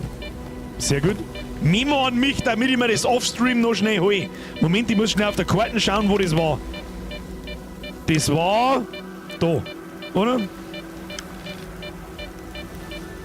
Hydroelektrische Anlage. Oder war das da? Fuck, wo war denn das? Ah ja, war schon da. Krieg ich schon wieder. 24 Watt, das sind noch 0,6 Ohm. Die Colts gibt es bei uns gar nicht, nur die 50 Watt und die 80 Watt. Ich habe keine Ahnung, was das heißt. Das ist mir auch völlig wurscht. So. Wir müssen was Versteck finden, Leute. 6 Meter in die Richtung, das hilft mir genau gar nichts. Was ist jetzt das für ein Krampf da? Ach, da geht's noch weiter auf. Und dann?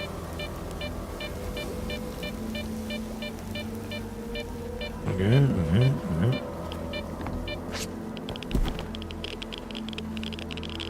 Was gibt's da? Gibt's da was? Nein, da gibt's nichts außer Strahlung in mein Gesicht.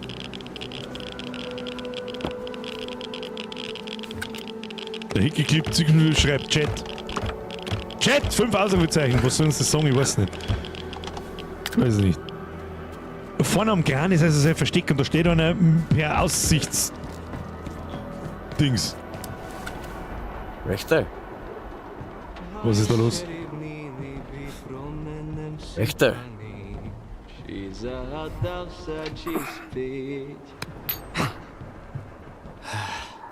Skiff. What are you doing here? Just living a little. I mean, take a look at the view. Stay away from the edge. Isn't it beautiful? Just a lot of trash. Food waste, human waste. Da muss ja viel Balance in unserem Knack anything you anscheinend. want in here, Skiff. A Das ist eine friend, gute an Idee. enemy, Auf dem money, Morschenbrett kann man noch death, balancieren. miracles, even yourself. You ever been to the Zone's center? Not to the plan, no. You can't get in. Ist Why are the dieses stalkers Kraftwerk? so obsessed with the CNPP? Because the plan is the heart of it all. It's the very essence of the zone. I mean, you won't find anything there now. It's a plunder pyramid. Word is even the wish granter was stolen. But I have been to Pripyat, and this Das da ist, oder? will pay for one ride. What? Oh, we got Herr hammered once Bandelgramm, and hauen went Sie on sich the hinein. Ferris wheel. Ich It habe was mir a den pretty schmeißen shitty und ride, dann but werde ich we es had a abpacken. hell of a time. If crows are nesting in the landfill now, that means... Skiff? Have you ever lost something you've loved? What happened? Fine. So what do you think of the zone then?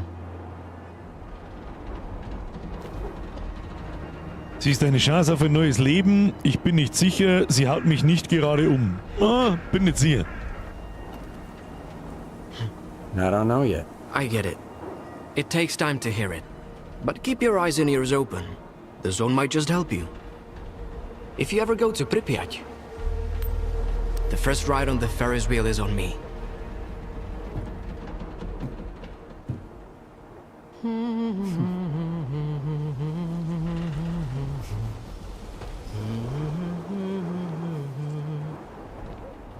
Gut ausschauendes Spiel schon. Kannst du sagen, was du magst, gell? Was genau du jetzt I da? know it might seem like the zone Okay. is nothing but darkness to you Und jetzt now, muss ich Skinny. 10 Meter da 4 oder Trust was? me, it's always sunny in Pripyat. Und dann ist da ein Versteck, das sagt er nicht. Okay.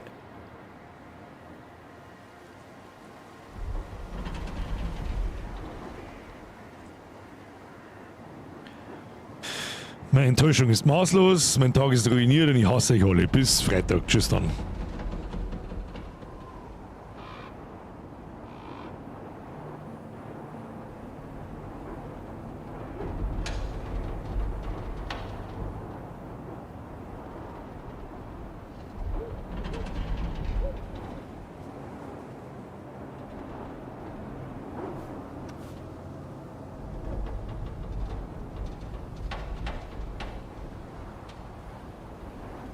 Jeder Scheißdreck wird mir gesagt, aber dass ich 5 Minuten später Schrotflinten finde, das sagt's mir nicht!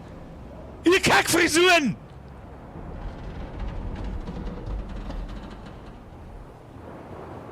Ist es überhaupt eine Schrotflinten? Ist überhaupt keine Schrotflinten? Was laber ich für ein Scheiß? Was ist das? Was ist das, Blöd? Cracker? Vielleicht ist es Schrotflinten. You might be an egghead, Herman, but your plan sucks. Let's do it the smart way, okay? You throw the scanners away with Fuck you and see you tomorrow! Make sure nobody sees you. Diggers get them and bring them to the labyrinth for radiation cleanup.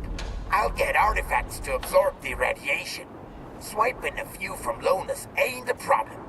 Once clean, I'll send Dio to tinker with them just like we talked about. Then we scatter them around the dig site, and I'll send the coordinates to our buyers. Just keep your freaking head down, you got it? You better. You're a smart one. So, so viel dazu. Die verkaufen halt die andere wieder, ist wurscht. So, wir haben bekommen. Sieh dich im Labyrinth um, betritt die Ausgrabungsstätte und finde Hinweise auf den geplanten Scannerraub. Also wir haben immer noch auf der Jagd nach dem Nestor und seinem Scanner, oder unserem Scanner besser gesagt, wenn ich es richtig verstanden habe. Und müssen wir 2 Punkte... Das da schaut schon sehr nach Atomkraftwerk aus da. Was sein ist das? Kriegen Sie das hin? Und ich habe das Gefühl, dass wir da nächsten Mittwoch noch mehr Runden spielen, weil es einfach unglaublich unterhaltsam ist. Ich hoffe, es macht beim Zuschauen noch genauso viel Spaß. Ich meine, es ist immer das Gleiche beim ersten Mal. Du kannst immer ziemlich krass zuschauen. Das ist der erste Tag mit einem neuen Spiel, sagen wir mal 1500 Leute, dann die Woche drauf 1200, dann wenn wir es noch ein drittes Mal spielen, dann so 800 und dann natürlich fange ich irgendwann zum Überlegen und so mit, okay, müssen wir langsam zu einem Ende kommen. Aber nächste Woche ist sowieso kommt auch ein neues Spiel am Montag, nämlich Indiana Jones und der große... Und, warte, muss ich den einschalten? Indiana Jones und der große Kreis!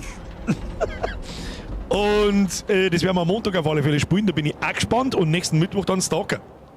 Und am Freitag in einer Woche, ich kann es noch nicht versprechen, aber sehr wahrscheinlich noch eine Runde God of War, dass wir das wenigstens noch einmal gespielt haben vor Weihnachten. Spielen wir dann nach Weihnachten weiter. Das ist so unser Wochenendfüller. God of War Ragnarök. Damit wir das nächste Jahr irgendwann fertig kriegen mal. Da dürfen wir dann sauber hineindüdeln. Und dann ist die letzte Woche, dann werden wir wahrscheinlich nochmal Indiana Jones spielen am Montag und am Mittwoch ist dann Bletschmerz, Weihnachtsfeier, Geschichte. Und dann bin ich 2 Wochen einmal fort. Ja, also dann gibt es 2 Wochen keine Streams, sondern sehen wir uns erst im Januar wieder wie jedes Jahr. Stalker ist ein gutes Spiel, sehr gutes Spiel. Und wenn sie die alten Spiele genauso oder ähnlich halt der Zeit angemessen, man, die sind 15 Jahre alt, die alten Stalker-Spiele, wenn sie die genauso spielen wie das da, bloß halt vor 15 Jahren, dann kann ich sehr gut verstehen, warum das Spiel eine so große Fangemeinde hat. Ich habe die alten gespielt, aber nicht, ich kann mich an nichts mehr erinnern. Ich habe die auch nicht durchgespielt und habe die nicht lang gespielt. Also ich habe es einmal irgendwann gehabt, da ist 1000 Jahre her. Kann ich mir an nichts mehr erinnern. Ich bin dann auf Fallout hängen geblieben. Meine Welt ist Fallout 3, Fallout New Vegas vor allem und Fallout 4. War am Anfang auch ein Totalausfall, Fallout 4, aber war dann eigentlich ganz geil. Meine Damen und Herren, liken nicht vergessen, bevor es euch schleicht! Jetzt wird das Spiel beendet und schon wieder halbe 11. Das ist für mich immer das deutlichste Zeichen, wenn es so schnell, so spät ist und ich gar nicht check, wie spät das ist, dann habe ich ein gutes Spiel vor mir. Am allermeisten freue ich mich aber auf Freitag. Ich sag das, was es ist, ich hab morgen und am Freitag habe ich noch Zeit, dass ich meinen kompletten Scheiß regelt, damit ich fast nichts mehr zum Tun habe bis Weihnachten. Ich werde, wenn das Spiel, und ich bete zum lieben Gott, wenn das so gut wird, mark my words, wie ich glaube, oder wie es ausschaut, dass es werden könnte, sie bereiten sich auf den Serveransturm vor am Freitag. Wenn das Spiel so gut ist, wie es ausschaut, wenn die Server auch noch hinkriegen, was noch nie ein Entwickler hingekriegt hat, auch kein AAA-Entwickler und Grinding Gear Games, die Path of Exile machen, haben kein AAA-Entwickler. Dann, mark my words, Game of the Year und die nächsten Wochen ist das Internet von PoE voll und selbst Casual-Spieler von Diablo 4 wechseln zu Path of Exile 2. Und es wird ein absoluter Hype generiert, den ein Action-RPG noch nie generiert hat. Seit Diablo 2. Bin ich mir sicher. Ich bin so gespannt. Ich freue mich wie ein Schnitzel. Fuck, hab ich Bock. Startrunner schreibt, jawohl, da habe ich die Ehre zurück. Der Franz schreibt, Fallout, da habe ich noch die Lunchbox, die habe ich auch. Steht da oben und zwei Bobbleheads habe ich. Von Fallout 3 und einen von Fallout 4. Basti Hero schreibt, Freitag 2 Uhr in der Früh, Pre-Download nicht vergessen. Richtig, um 2 in der Früh natürlich gleich. Na, wenn ich aufstehe in der Früh halt, was weiß ich, Vormittag irgendwann im Laufe des Tages denke ich dann schon dran, dass ich Steam aufmache und lade es mir runter. Und um 8 Uhr soll es dann losgehen auf die Nacht. Und Server sollen für 1,6 Millionen Spieler ready sein, habe ich auch gehört. Sie sind aber auch in der Lage, relativ schnell mehr Kapazitäten dazu zu schalten, angeblich. Und ja, Blizzard gefreut sich nicht, schreibt der Adri, das ist richtig, da hat er hat nicht sogar der Chefentwickler, der Game Director Saber, einen depperten Tweet geschrieben über die Präsentation von Path of Exile 2. Die wissen ganz genau, dass sie verschissen haben. Die wissen ganz genau, dass sie verschissen haben, wenn PoE so kommt, wie es ausschaut. Und sie wissen es. Ich habe mir übrigens auch die mittlere Version gekauft. Es gibt 3 oder 4 Versionen, glaube ich, gibt es zum Kaufen. Eine für 30 €, eine für 55 € und eine für 95 € und noch eine für 480 €. Das ist ein Utop. Das ist Und ich habe heute mal mit dem Spezi haben wir mal angeschaut, also Path of Exile wird umsonst. Das ist jetzt ein Early Access. Das ist noch nicht der Full Release vom Spiel. Aber das hat schon mehr Umfang und mehr Endgame und mehr Klassen und vor allem Subklassen als Diablo 4, das schon ein Jahr raus ist, inklusive am Add-on für geschissene 50 €, 60 €, was weiß ich. Und wir haben da heute mal ausgetüdelt, was eigentlich die Ingame-Währung im Path of Exile kostet. Warum Ingame-Währung? Microtransaction, bla. Ja, natürlich ist es ein Free-to-Play-Game. Es kostet nichts, wenn es rauskommt in 6 bis 12 Monaten. Aber wer ein Early Access spielen will, muss halt so ein Backerl kaufen, was nur in Ordnung ist. Ja? Irgendwo muss auch mal, wenn die seit 5 oder 6 Jahren im Spiel werken oder noch länger, muss dann irgendwann einmal Geld reinkommen. Was ich aber ziemlich fair finde, wir haben heute mal ausgerechnet, ungefähr, lass mich überlegen, 100 Punkte kosten einen 10er. Scheiße, jetzt muss ich selber nochmal schnell nachdenken. Ja, doch, 100 Punkte kosten so Pi mal Daumen 10 €. Also 100 Coins nenne ich es jetzt einfach mal. Und mit der kleinen Version für 30 € kriegst du 300 Coins. Also 1 zu 1 umgerechnet, das ist als das der Ingame-Apps kaufen. Oder für die mittlere Version von 55 €, glaube ich, habe ich gezahlt auf Steam, ganz normal und regulär, kriege ich 600 Coins. und halt immer so weiter. Das heißt, im Prinzip, wenn du das Spiel vorhast, ernsthaft zum Spielen, dann musst du dir sowieso was kaufen. Das ist halt einfach, es ist halt nur in Ordnung, es ist nur fair. Du kannst es natürlich unkampert auch ohne was zum Kaufen spielen. Aber spätestens hauptsächlich jetzt Stash-Tabs, die kosten halt was. Das ist eigentlich, und ansonsten kann man sich halt Skins und so einen Scheiß kaufen. Was mich jetzt zum Beispiel gar nicht interessiert. Ist zwar bei meinem Paket was dabei, aber ist mir einfach wurscht. Der Wandler schreibt, ich bin ja gespannt, wird Potato zocken während der Warteschlange und natürlich Bier schauen. Was der man während der Warteschlange, weiß ich nicht. Haben wir einen Bladesmans ein, schauen wir uns PoE 2 Video so oder sonst was. Der Bahako schreibt, feels like the genre of ARPGs. Das ist der Tweet vom Ferguson, ja genau. Ist er Lead Diablo 4 Game Director? Der Rod Ferguson hat getweetet, feels like the genre of ARPG starting to mean a lot of different things. Much like Souls-like and roguelike. I wonder if we could normalize Diablo-like for ARPGs that follow the Diablo formula. Hätten wir wohl gern, Herr Ferguson. Das hätten wir wohl gern so. Ja, da hätten wir die letzten 15 Jahre einfach nicht schlafen dürfen. Dann darf man das vielleicht Diablo-like nennen.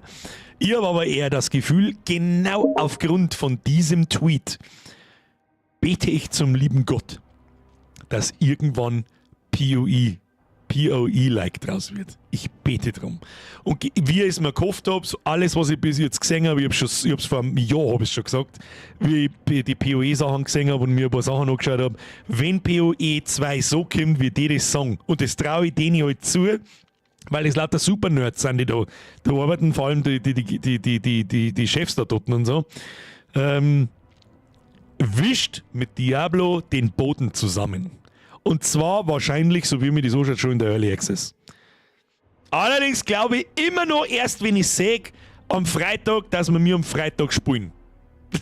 Das glaube ich erst, wenn ich sehe, weil der Hype ist wirklich, glaube ich, anormal. Anormal, asozial, riesig. Herr Bruckner, ich muss fast, dass du mein Donau übersehen hast. Wo? Bruckmike, tatsächlich, hab ich. Kuss auf die Nuss! Was ist der Unterschied zwischen einem Kühlschrank und einer Frau? Der Kühlschrank lässt keinen Chance, wenn du Durst außer tust.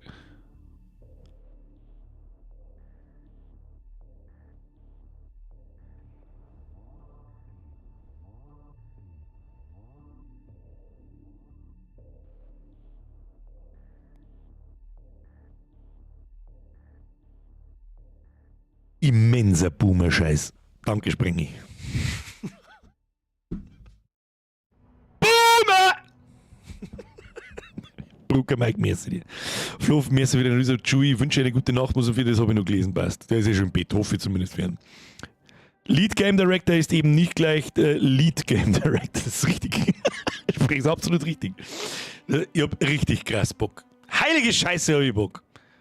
Gibt es irgendjemanden herin, der sich genauso drauf gefreut und einigermaßen weiß, was da los ist am Freitag? Und das am Schirm hat? Gibt es überhaupt Leute herin? Oder bin ich wieder der Einzige, der sich einen Hype einpult und sich denkt, oh, leck, geilster Scheiß ever. Bahako, sie, Freude, ja, League Engine, yo, ich, 2. Ich brenne jetzt schon voll auf das Game. Nein, beim MRC weiß ich sowieso. Freiheit, nein, weil ich weiß, wie es endet. Ja, okay. Ein paar sind ja gut, ein paar haben schon da. Ja, passt schon. Und ja, Hype das fuck. Ja, beim MRC habe ich schon mitgekriegt. Sprenge, ich bin zu alt für jeglichen Hype. Die Sprengmeister. Dürft ihr mehr aufhören. Freshmark schreibt, Birger, hast du den Post zu den Systemanforderungen zu GTA 6 auf Instagram gesehen? Nein, an die überhaupt real? Ist es wieder irgendein Pseudo-Leak oder sonst einen Scheiß? So ein Scheiß schreiben wir nicht mehr an, weil ich einen Vogel krieg. GTA, warum sollten sie das auf Instagram posten? Warum sollten sie das tun? House of Gaming heißt der gerade.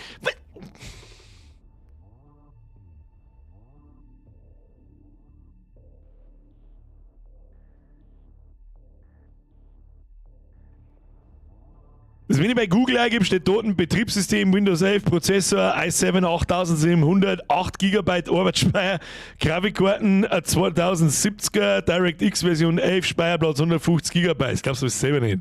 Stimmt doch nix. Birger ist noch kein 1 Bierger ist noch kein High Blue. Was? Angeblich soll er bald ein neuer Trailer für GTA 6 sein. Das heißt die ganze Zeit schon, er ist immer noch nicht da. Der GTA 6 Teaser ist jetzt genau 1 Jahr. Ja, stimmt. Stolleck, fuck, Alter, stimmt. Fuck, stimmt.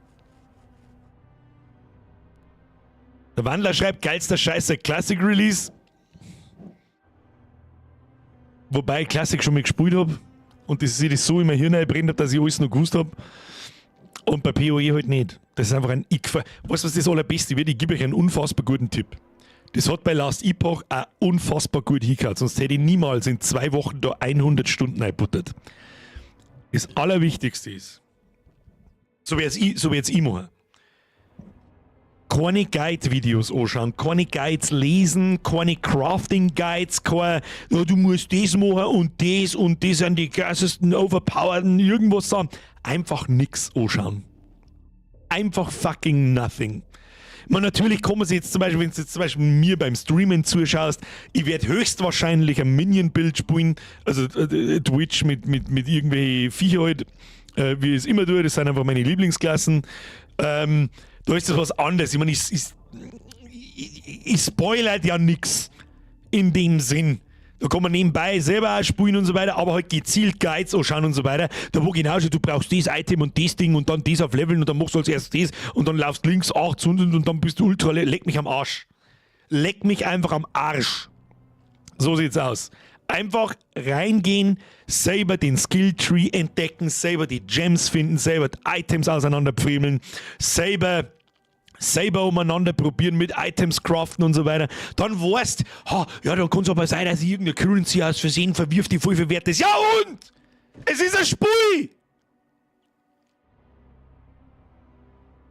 Ja, aber ich weiß ja gar nicht, wie viel das Exalted wert ist und ich weiß ja gar nicht, gibt es überhaupt Chaos und leck, was ist, wenn ich aus Versehen voll das gute Item verkaufe? Ja und? Who gives a shit?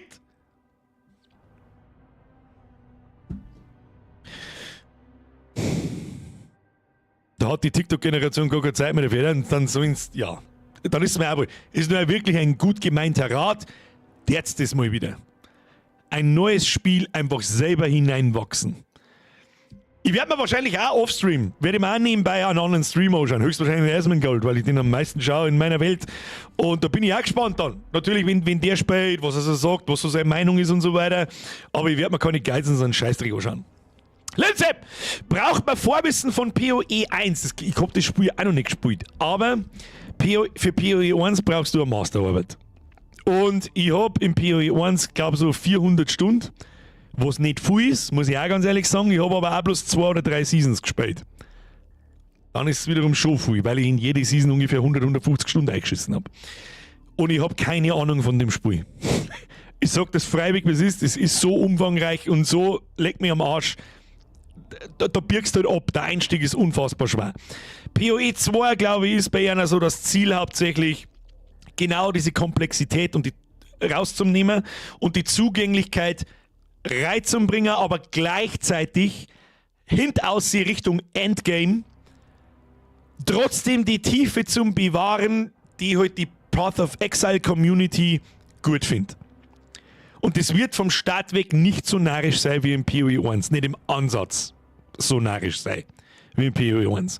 Aber auch kein so ein Behindertengepimmel wie in Diablo 4, da wo ich pro Klasse einen Skilltree habe, der für Schwerbehinderte ist, da wo ich nichts verkehrt machen kann und überhaupt nichts ausprobieren kann und jede Klasse eigentlich nur mit 1, 2 verschiedene Sets spielen kann, damit ich weiterkomme. Das beleidigt meine Intelligenz, wenn man mal ganz ehrlich ist. Im PoE ist es halt anders.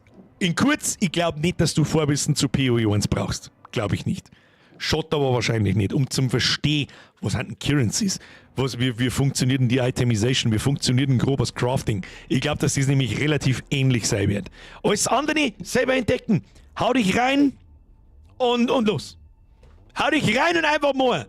Wir haben ja schon viel mehr Scheiße gekauft für was kostet die ganze Division 27 € irgendwas und haben wir 4 Stunden drin. Warte mal, da geh jetzt da mal her, ich gehe in meine Bibliothek, das ist das erste, was mir da immer einfällt. Hoppala, ich sag bloß Battlefield 2042, zuletzt gespielt am 4. April 2023, was mich da geritten hat, weiß ich nicht. Spielzeit 10,3 Stunden. Kaufpreis 80 Euro!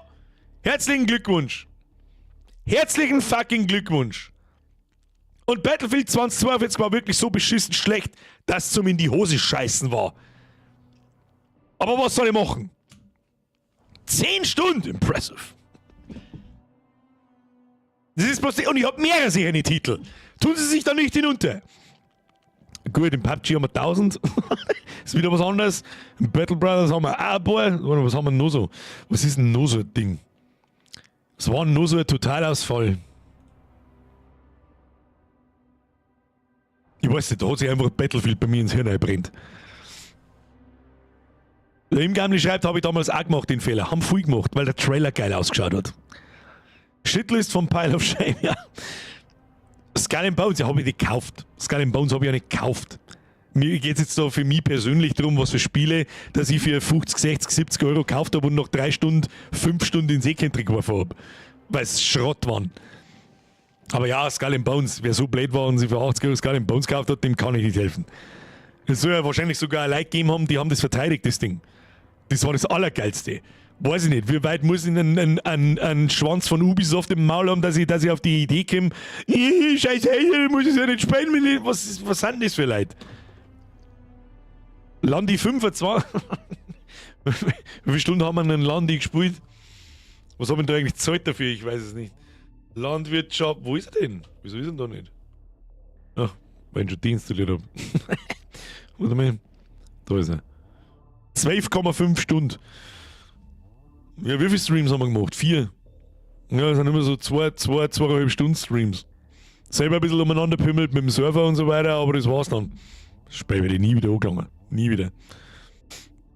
Der Wauzi schreibt, da hat mich interessieren, wie viele Stunden ich in Eve habe. 18 Jahre habe ich das Game gezockt, mit 3 Chars gleichzeitig.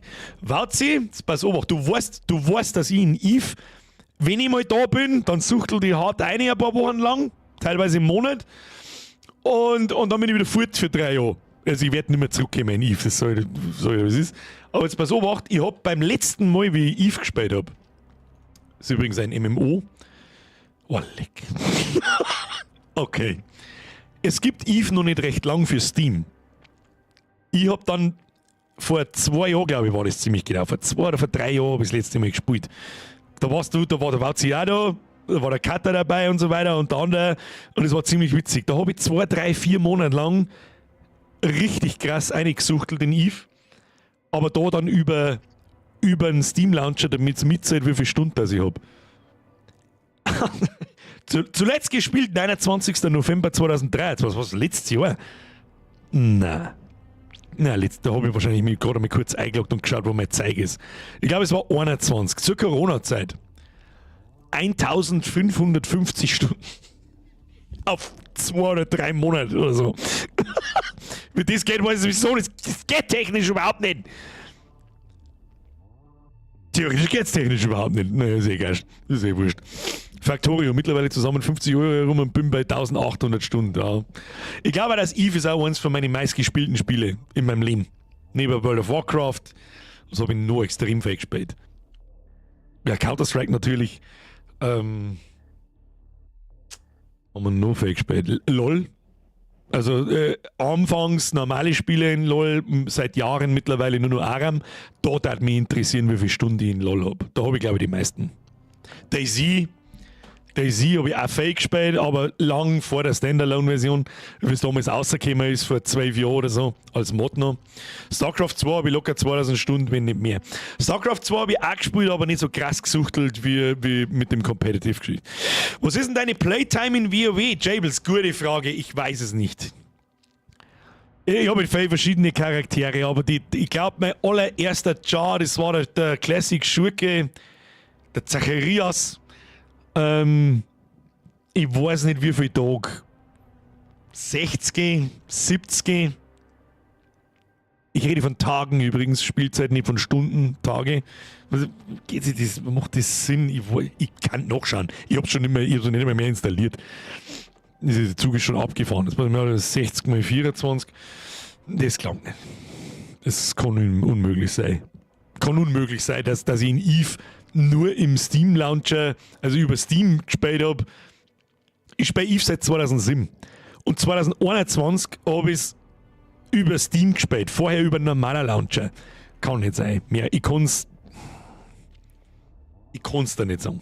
Ich schätze mal in WoW über alle meine Charaktere 5000 Stunden. Man, das spiele ich seit 2004, Alter. Das ist seit 20 Jahren. Ich kann es da nicht sagen, ich weiß es nicht. 62 Tage für 3 bis 4 Monate möglich. Transport Fever 2, 2685 Stunden, das ist krass. Transport Fever 2, da habe ich nicht so viele Stunden, da habe ich glaube ich so 200 oder so. 215. Transport Fever ist aber auch geil. Da darf bald einmal der 3. Teil kommen. Weißt du, wann ich das letzte Mal gespielt habe? Lustigerweise heute. Wenn man Nachmittag unbedingt da weißt, was, leg mir mal, ich hab keinen Bock auf warmen Bimseln, sitzt man sich, spielt ein bisschen Transport Fever. Warum nicht? Der IK schreibt, Playtime auf dem Main Job 471 Tage. Das ist hart. Das ist hart. Ich hab keinen richtigen Main Job in WoW. Am meisten habe ich einen Schurken und einen Mage gespielt. Im letzten Addon am meisten einen Jäger und einen Druiden und einen Krieger und in dem Addon einen Krieger am meisten. Dann habe ich einen Bau hinten gezogen, also einen Jäger und am Schluss nur einen Priester, einen Diszi-Priester zum Heilen. Und aber seit 2 Wochen ist die Luft raus und jetzt haben wir alle gekündigt und WoW deinstalliert. Goat Simulator 4000 Stunden, das glaube ich nicht. Top Games mit Playtime wären bei mir Counter-Strike, WoW, Arma 3, oh leck, Arma 3, stimmt mal, warte mal. Arma 3 habe ich auch fake gespielt. Arma 3, 1616,2 Stunden. Okay. Arma, wie konnte ich Arma vergessen? Ich meine, ich habe es verdrängt wahrscheinlich. Männerlords, 171 Stunden bis jetzt. Was? Das ist viel. Hab gerade geschaut, LOL 2949, CS 3170. Wie kannst du in LOL Stunden nachschauen? Wie kannst du in League of Legends Playtime anschauen? Oder Spiele? Herr Imgamli? Weil Mano, Birger, trunk deine Hund bei dem weder ein Mantel beim Gassi geht? Nein.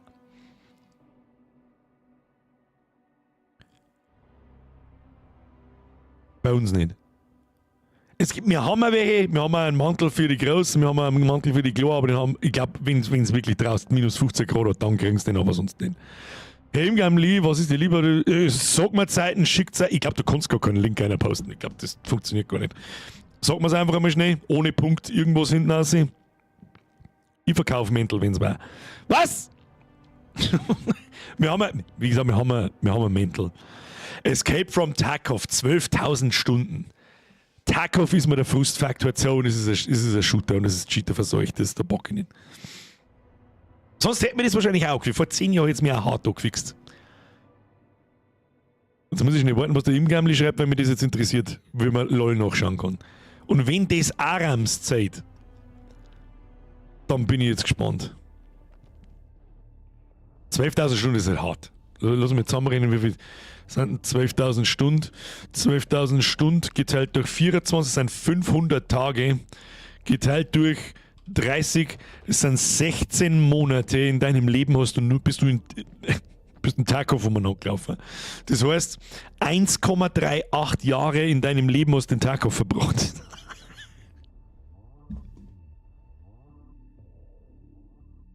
Betriebssystem Tarkov.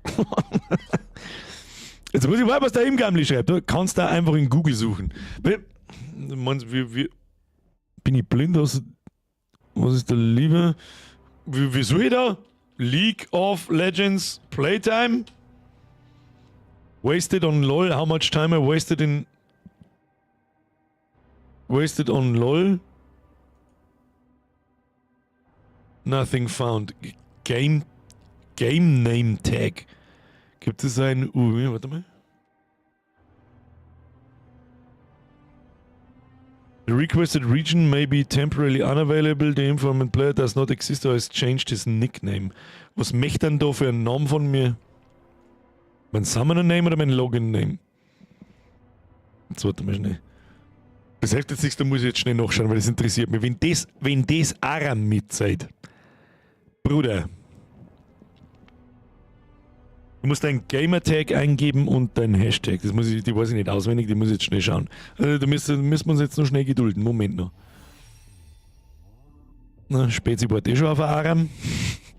Wir sagen nicht. Aber wir finden meinen Gamertag. Was ist mein Gamertag? Ich weiß nicht, mein Summoner-Name, der im Launcher rechts oben steht.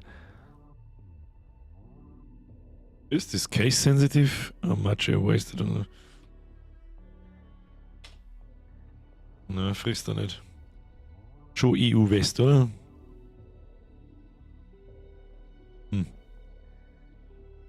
Zeige ich das im Riot Launcher? Riot Client, meine ich besser gesagt. Ich hab mein Leak, das kann ich auch sagen, das ist mir wurscht, ich nehme keine Freundesanfragen, ich hab da so viele Leute in der Scheißlisten drin, dass es jetzt spät ist. Mein Ding ist einfach Kühlschrank. Der Grund ist, weil wir 2009 in der Beta angefangen haben und ich habe einen Blitzcrank cool gefunden und der schaut aus wie Kühlschrank, nur mit Kühlschrank nicht.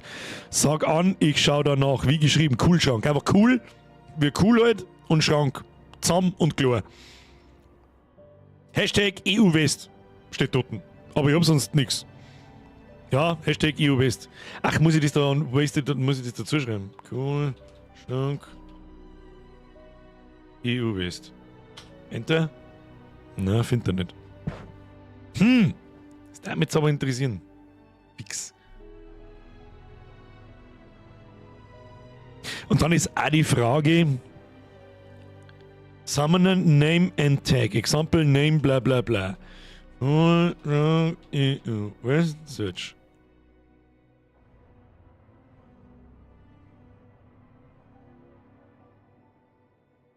Ist niemals richtig. Ich habe schon was gefunden. 216 Stunden. Ach, im letzten Jahr. Ah ja. 216 Stunden Aram. And overall total 635 Stunden. Das kann nie stimmen. Ich spiele seit über 10 Jahren Aram. Und fast jeden Tag auf die Nacht. Das kann nicht stimmen. Kann nicht stimmen. Tut mir sorry, aber für mich gibt es kein besseres Game als die Monster Hunter Reihen. Habe mindestens 2500 Stunden bei fast jedem Teil, voll Bock am 28.02. zu zocken, da opfere ich gern Urlaubstage. Du, solche Spiele habe ich auch. Wenn nicht Weihnachten vor der Haustür steht und automatisch damit verbundene Urlaub bei mir, dann darf ich mir auch nächste Woche Urlaub nehmen. So wie das ist. Für PoE. Gibt es solche Spiele, braucht sich keiner rechtfertigen. Da ihm gerne Bescheid, Hauptmann mit 905 Stunden ist das deiner. Ich habe mich gerade selber gefunden, ja, steht 905. Sag ich, aber es kann auch nicht stimmen. Das ist unmöglich. Ich habe da einen gefunden bei wastedtime.io, League of Legends. Da steht jetzt bei mir zum Beispiel 635. Und das ist mein Gamertag da. Level 115 mit so einem TFT-Würfel. Was ich übrigens auch viel spiele. TFT spiele ich auch viel, fast jeden Tag. Ich glaube nicht, dass sie das hingeht. Auf ein Jahr 216 Stunden, das kann auch nicht sein. Wir spielen fast eigentlich jeden Tag mindestens 2 Stunden. Mindestens, wenn nicht länger. Und das seit mindestens seit 5 Jahren. Bin jetzt seit 8. Ist ja scheißegal. Hätte mich jetzt interessiert, ob man das genau sehen kann. Ja, okay. Dann unterscheiden sich die Seiten, weil ich habe die auf einer anderen Seite gefunden, da sagt er eben 905 Stunden. TFT, weil der Philipp der Flogger was ist TFT, ist Teamfight Tactics. Ist, ich sage jetzt mal, eine Mischung aus rundenbasiertem Schach, Kartenspiel und es ist schwierig zu erklären. Das haben wir auch schon mal gestreamt. Kostet nichts, ist ein Unterspiel, also oder ein Nebenprodukt von League of Legends. Hat aber mit LoL eigentlich nichts zum Tor selber. Aber ist eines der besten Spiele, die ich zum schnellen Zeitvertreib habe. Tja, ich habe morgen meinen letzten Arbeitstag dieses Jahr und am 14. geht's nach Thailand, aber bis dahin wird eingesuchtet ins PoE-Viech. Das klang die. Kannst du eine Woche lang fett reinsuchten und dann ab in Urlaub, das passt. Ja, okay, dann scheinen sie sein, ja, 905 Stunden da, bei mir da 635 und da oben 260. Ich glaube, das wird auch bei LOL nicht wirklich mitgetrackt. Die werden wahrscheinlich im Hintergrund irgendwo schauen, wie viele Spiele spielst du, was ist da der Durchschnitt von der Playtime und dann wird das aufgerechnet oder irgendwie sowas und dann ist das ein Schätzwert. Nehme ich mal schwer an. Ist eh wurscht. Wasted Time. Mei, aber richtig wasted ist ja auch nicht. Was hätte man da ohne Rechner? Hauptsache man hat Spaß, außer im Battlefield. Niemand braucht sich von irgendjemandem einreden lassen, so einen Schwachsinn wie, was hättest du was Gescheites da oder was Anständiges da. Du tust das, weil du in dem Moment Spaß hast. Und für das sind wir eigentlich auf diesem Scheißplaneten. Keine Sekunde meiner WoW-Zeit möchte ich hergeben. Keine Sekunde meiner EVE-Zeit möchte ich hergeben. Keine Sekunde meiner Arma 3-Zeit möchte ich hergeben. Jede Sekunde in meine LOL-Ranked-Spiele möchte ich gern hergeben. Die darf ich gern vergessen, kann aber nicht. Und keine Sekunde, wir haben ja was mit Warzone und PUBG gespielt haben. Keine Sekunde in PUBG möchte ich hergeben. Keine Sekunde in Arma 3. Keine Sekunde in Counter-Strike. Keine Sekunde in Day of Defeat, wo ich übrigens damals noch in Höchstform tatsächlich war und bei DKH war. Kennt ihr noch jemand? Weiß ich nicht. War Pro-Clan übrigens. Lang her. Sehr lang her. Dann haben wir zu Last Clan Standing gegangen. Ich weiß nicht, ob irgendjemand in der Day of Defeat-Szene unterwegs war. Es war ja so ein kleines Spiel, das haben nicht viele Leute gespielt, da habe ich sogar als Chef gegolten. Day of Defeat nur gut in Half-Life 1, absolut richtig. Wie dann Day of Defeat Source gekommen ist, sind wir alle ausgestiegen und abgehauen. Was haben wir noch? Scheißegal. Es ist scheißegal. Du sitzt da zum Spaß haben. Du darfst nicht da sitzen, wenn du nicht irgendwie Bock drauf hast. Darum ist keine Sekunde davon wasted. Keine Sekunde. Selbst wenn es einmal zum Ragen wird. Wie viel Leute man in dieser Zeit kennenlernt. Leute Freunde werden. Wauzi zum Beispiel. Den Mann kenne ich seit über 10 Jahren. Man hat sich zwar erst einmal persönlich gesehen, aber das ist ja vollkommen wurscht. Etc. etc. Birger als Motivationscoach, wann? Das kannst du vergessen, Alter. Ich bin nur der Motivationscoach, wenn mir irgendjemand eine Scheiße erzählen möchte, von wegen mit der Zockerei. Was Anständiges. Wer weiß, wenn du dir ein Hobby suchst, der Maul jetzt, der Trottel. Das ist die einzig wahre Antwort auf diese Aussagen. Lebensselb schreit. Hat mit Diablo 3. Oh fuck, Alter, was ich Diablo 3 Stunden. Oh mein Gott, das habe ich komplett vergessen. Oh mein Gott, was habe ich Diablo 3 Stunden. Weiß ich nicht, weil damals zumindest, bis ich aufgehört habe, in Season 22 oder so, hat man noch nicht nachschauen können, wie viel Playtime das man auf die Charts drauf hat, aber ich möchte es gar nicht wissen. Ich will es überhaupt nicht wissen. Ich will es überhaupt nicht wissen. Und in Diablo 3 war ja immer dabei in die EU-Rank Top 10. Vorher habe ich nicht aufgehört. Vorher habe ich nicht aufgehört. Das war richtig hartes Getryharde. Nicht oft, muss ich auch zugeben. So ist jetzt nicht, dass ich in jeder Season da in der Top 10 bin, aber am Schluss aussehen oft. Zumindest am ersten Wochenende. Und da dann mithalten, da musst du eigentlich suchten wie ein Behinderter. Was sagt ein Bürgerin zu meinen Playtimes? Nicht recht viel, die hat sich zu fügen, so sieht's aus. Die ist wahrscheinlich ganz, ganz furchtbar froh drüber, damit ich da hinten sitze und ihr nicht auf den Sack gehe. Jables schreibt, super Freundin WoW kennengelernt und vor Jahren war ich sein Trauzeuge. Sagst du das? Ich habe zum Beispiel jemanden in Counter-Strike kennengelernt. Ich habe in WoW eigentlich, ja nicht direkt, ich habe die Leute, mit denen ich WoW bis heute spiele, vorher schon kennt, aber über WoW ist man einfach zusammengewachsen, sonst war ich da, hätte ich in dem Freundes- und Bekanntenkreis überhaupt nichts zum Suchen. Ja, weiß der Teufel. Unendlich viel Leute kennengelernt in dieser Zeit. Den Rest von meiner Donung musst du lesen. Ach du Scheiße, ich habe wieder mittendrin das Labern angefangen und dann vergisst, dass da mehr gestanden ist. Ich habe mit Diablo 3 meinen Einstieg so ein bisschen in das Genre gefunden vor einem Jahr, fand es aber eindeutig besser als Diablo 4. Das hat echt Spaß gemacht letztes Jahr, obwohl ich Aufbauspiele mag. Kann nicht sagen, ob Diablo 3 oder Diablo 4 besser war. Ich kann es dir nicht sagen. Ich glaube fast Diablo 3. Vor allem alle Patches und alle Entwicklung, die noch in Diablo 4 hineinfließt, geht ja in diese Richtung, dass es sich mehr wie Diablo 3 anfühlt. Also alles, was man neu erfinden wollte und alles Scheißschrott war. Und zum Start war Diablo, seien Sie mir nicht böse, da habe ich ja die Fanbrille aufgehört. Absoluter Scheißschrott. Es hat gut ausgeschaut, Story, Kampagne und so, ja, war ganz nett, aber der Rest war purer Schrott. Abgrundtiefer Scheißdreck. Da braucht ja keiner was anderes sagen. Das einzige Endgame, diese behinderten Nightmare Dungeons, wo du noch eine Stunde gefühlt alle einmal oder dreimal gemacht hast. Und ja. Bleib bei Diablo 3. Vielleicht kannst du, weißt du was? PoE 1 kostet nichts. Das kannst du einfach mal runterladen und mal probieren. Aber ich wünsche dir Geduld. Die musst du haben. Nein, du hast nicht. Ich habe gerade eine falsche Empfehlung ausgesprochen. Nein, du hast nicht. Just don't.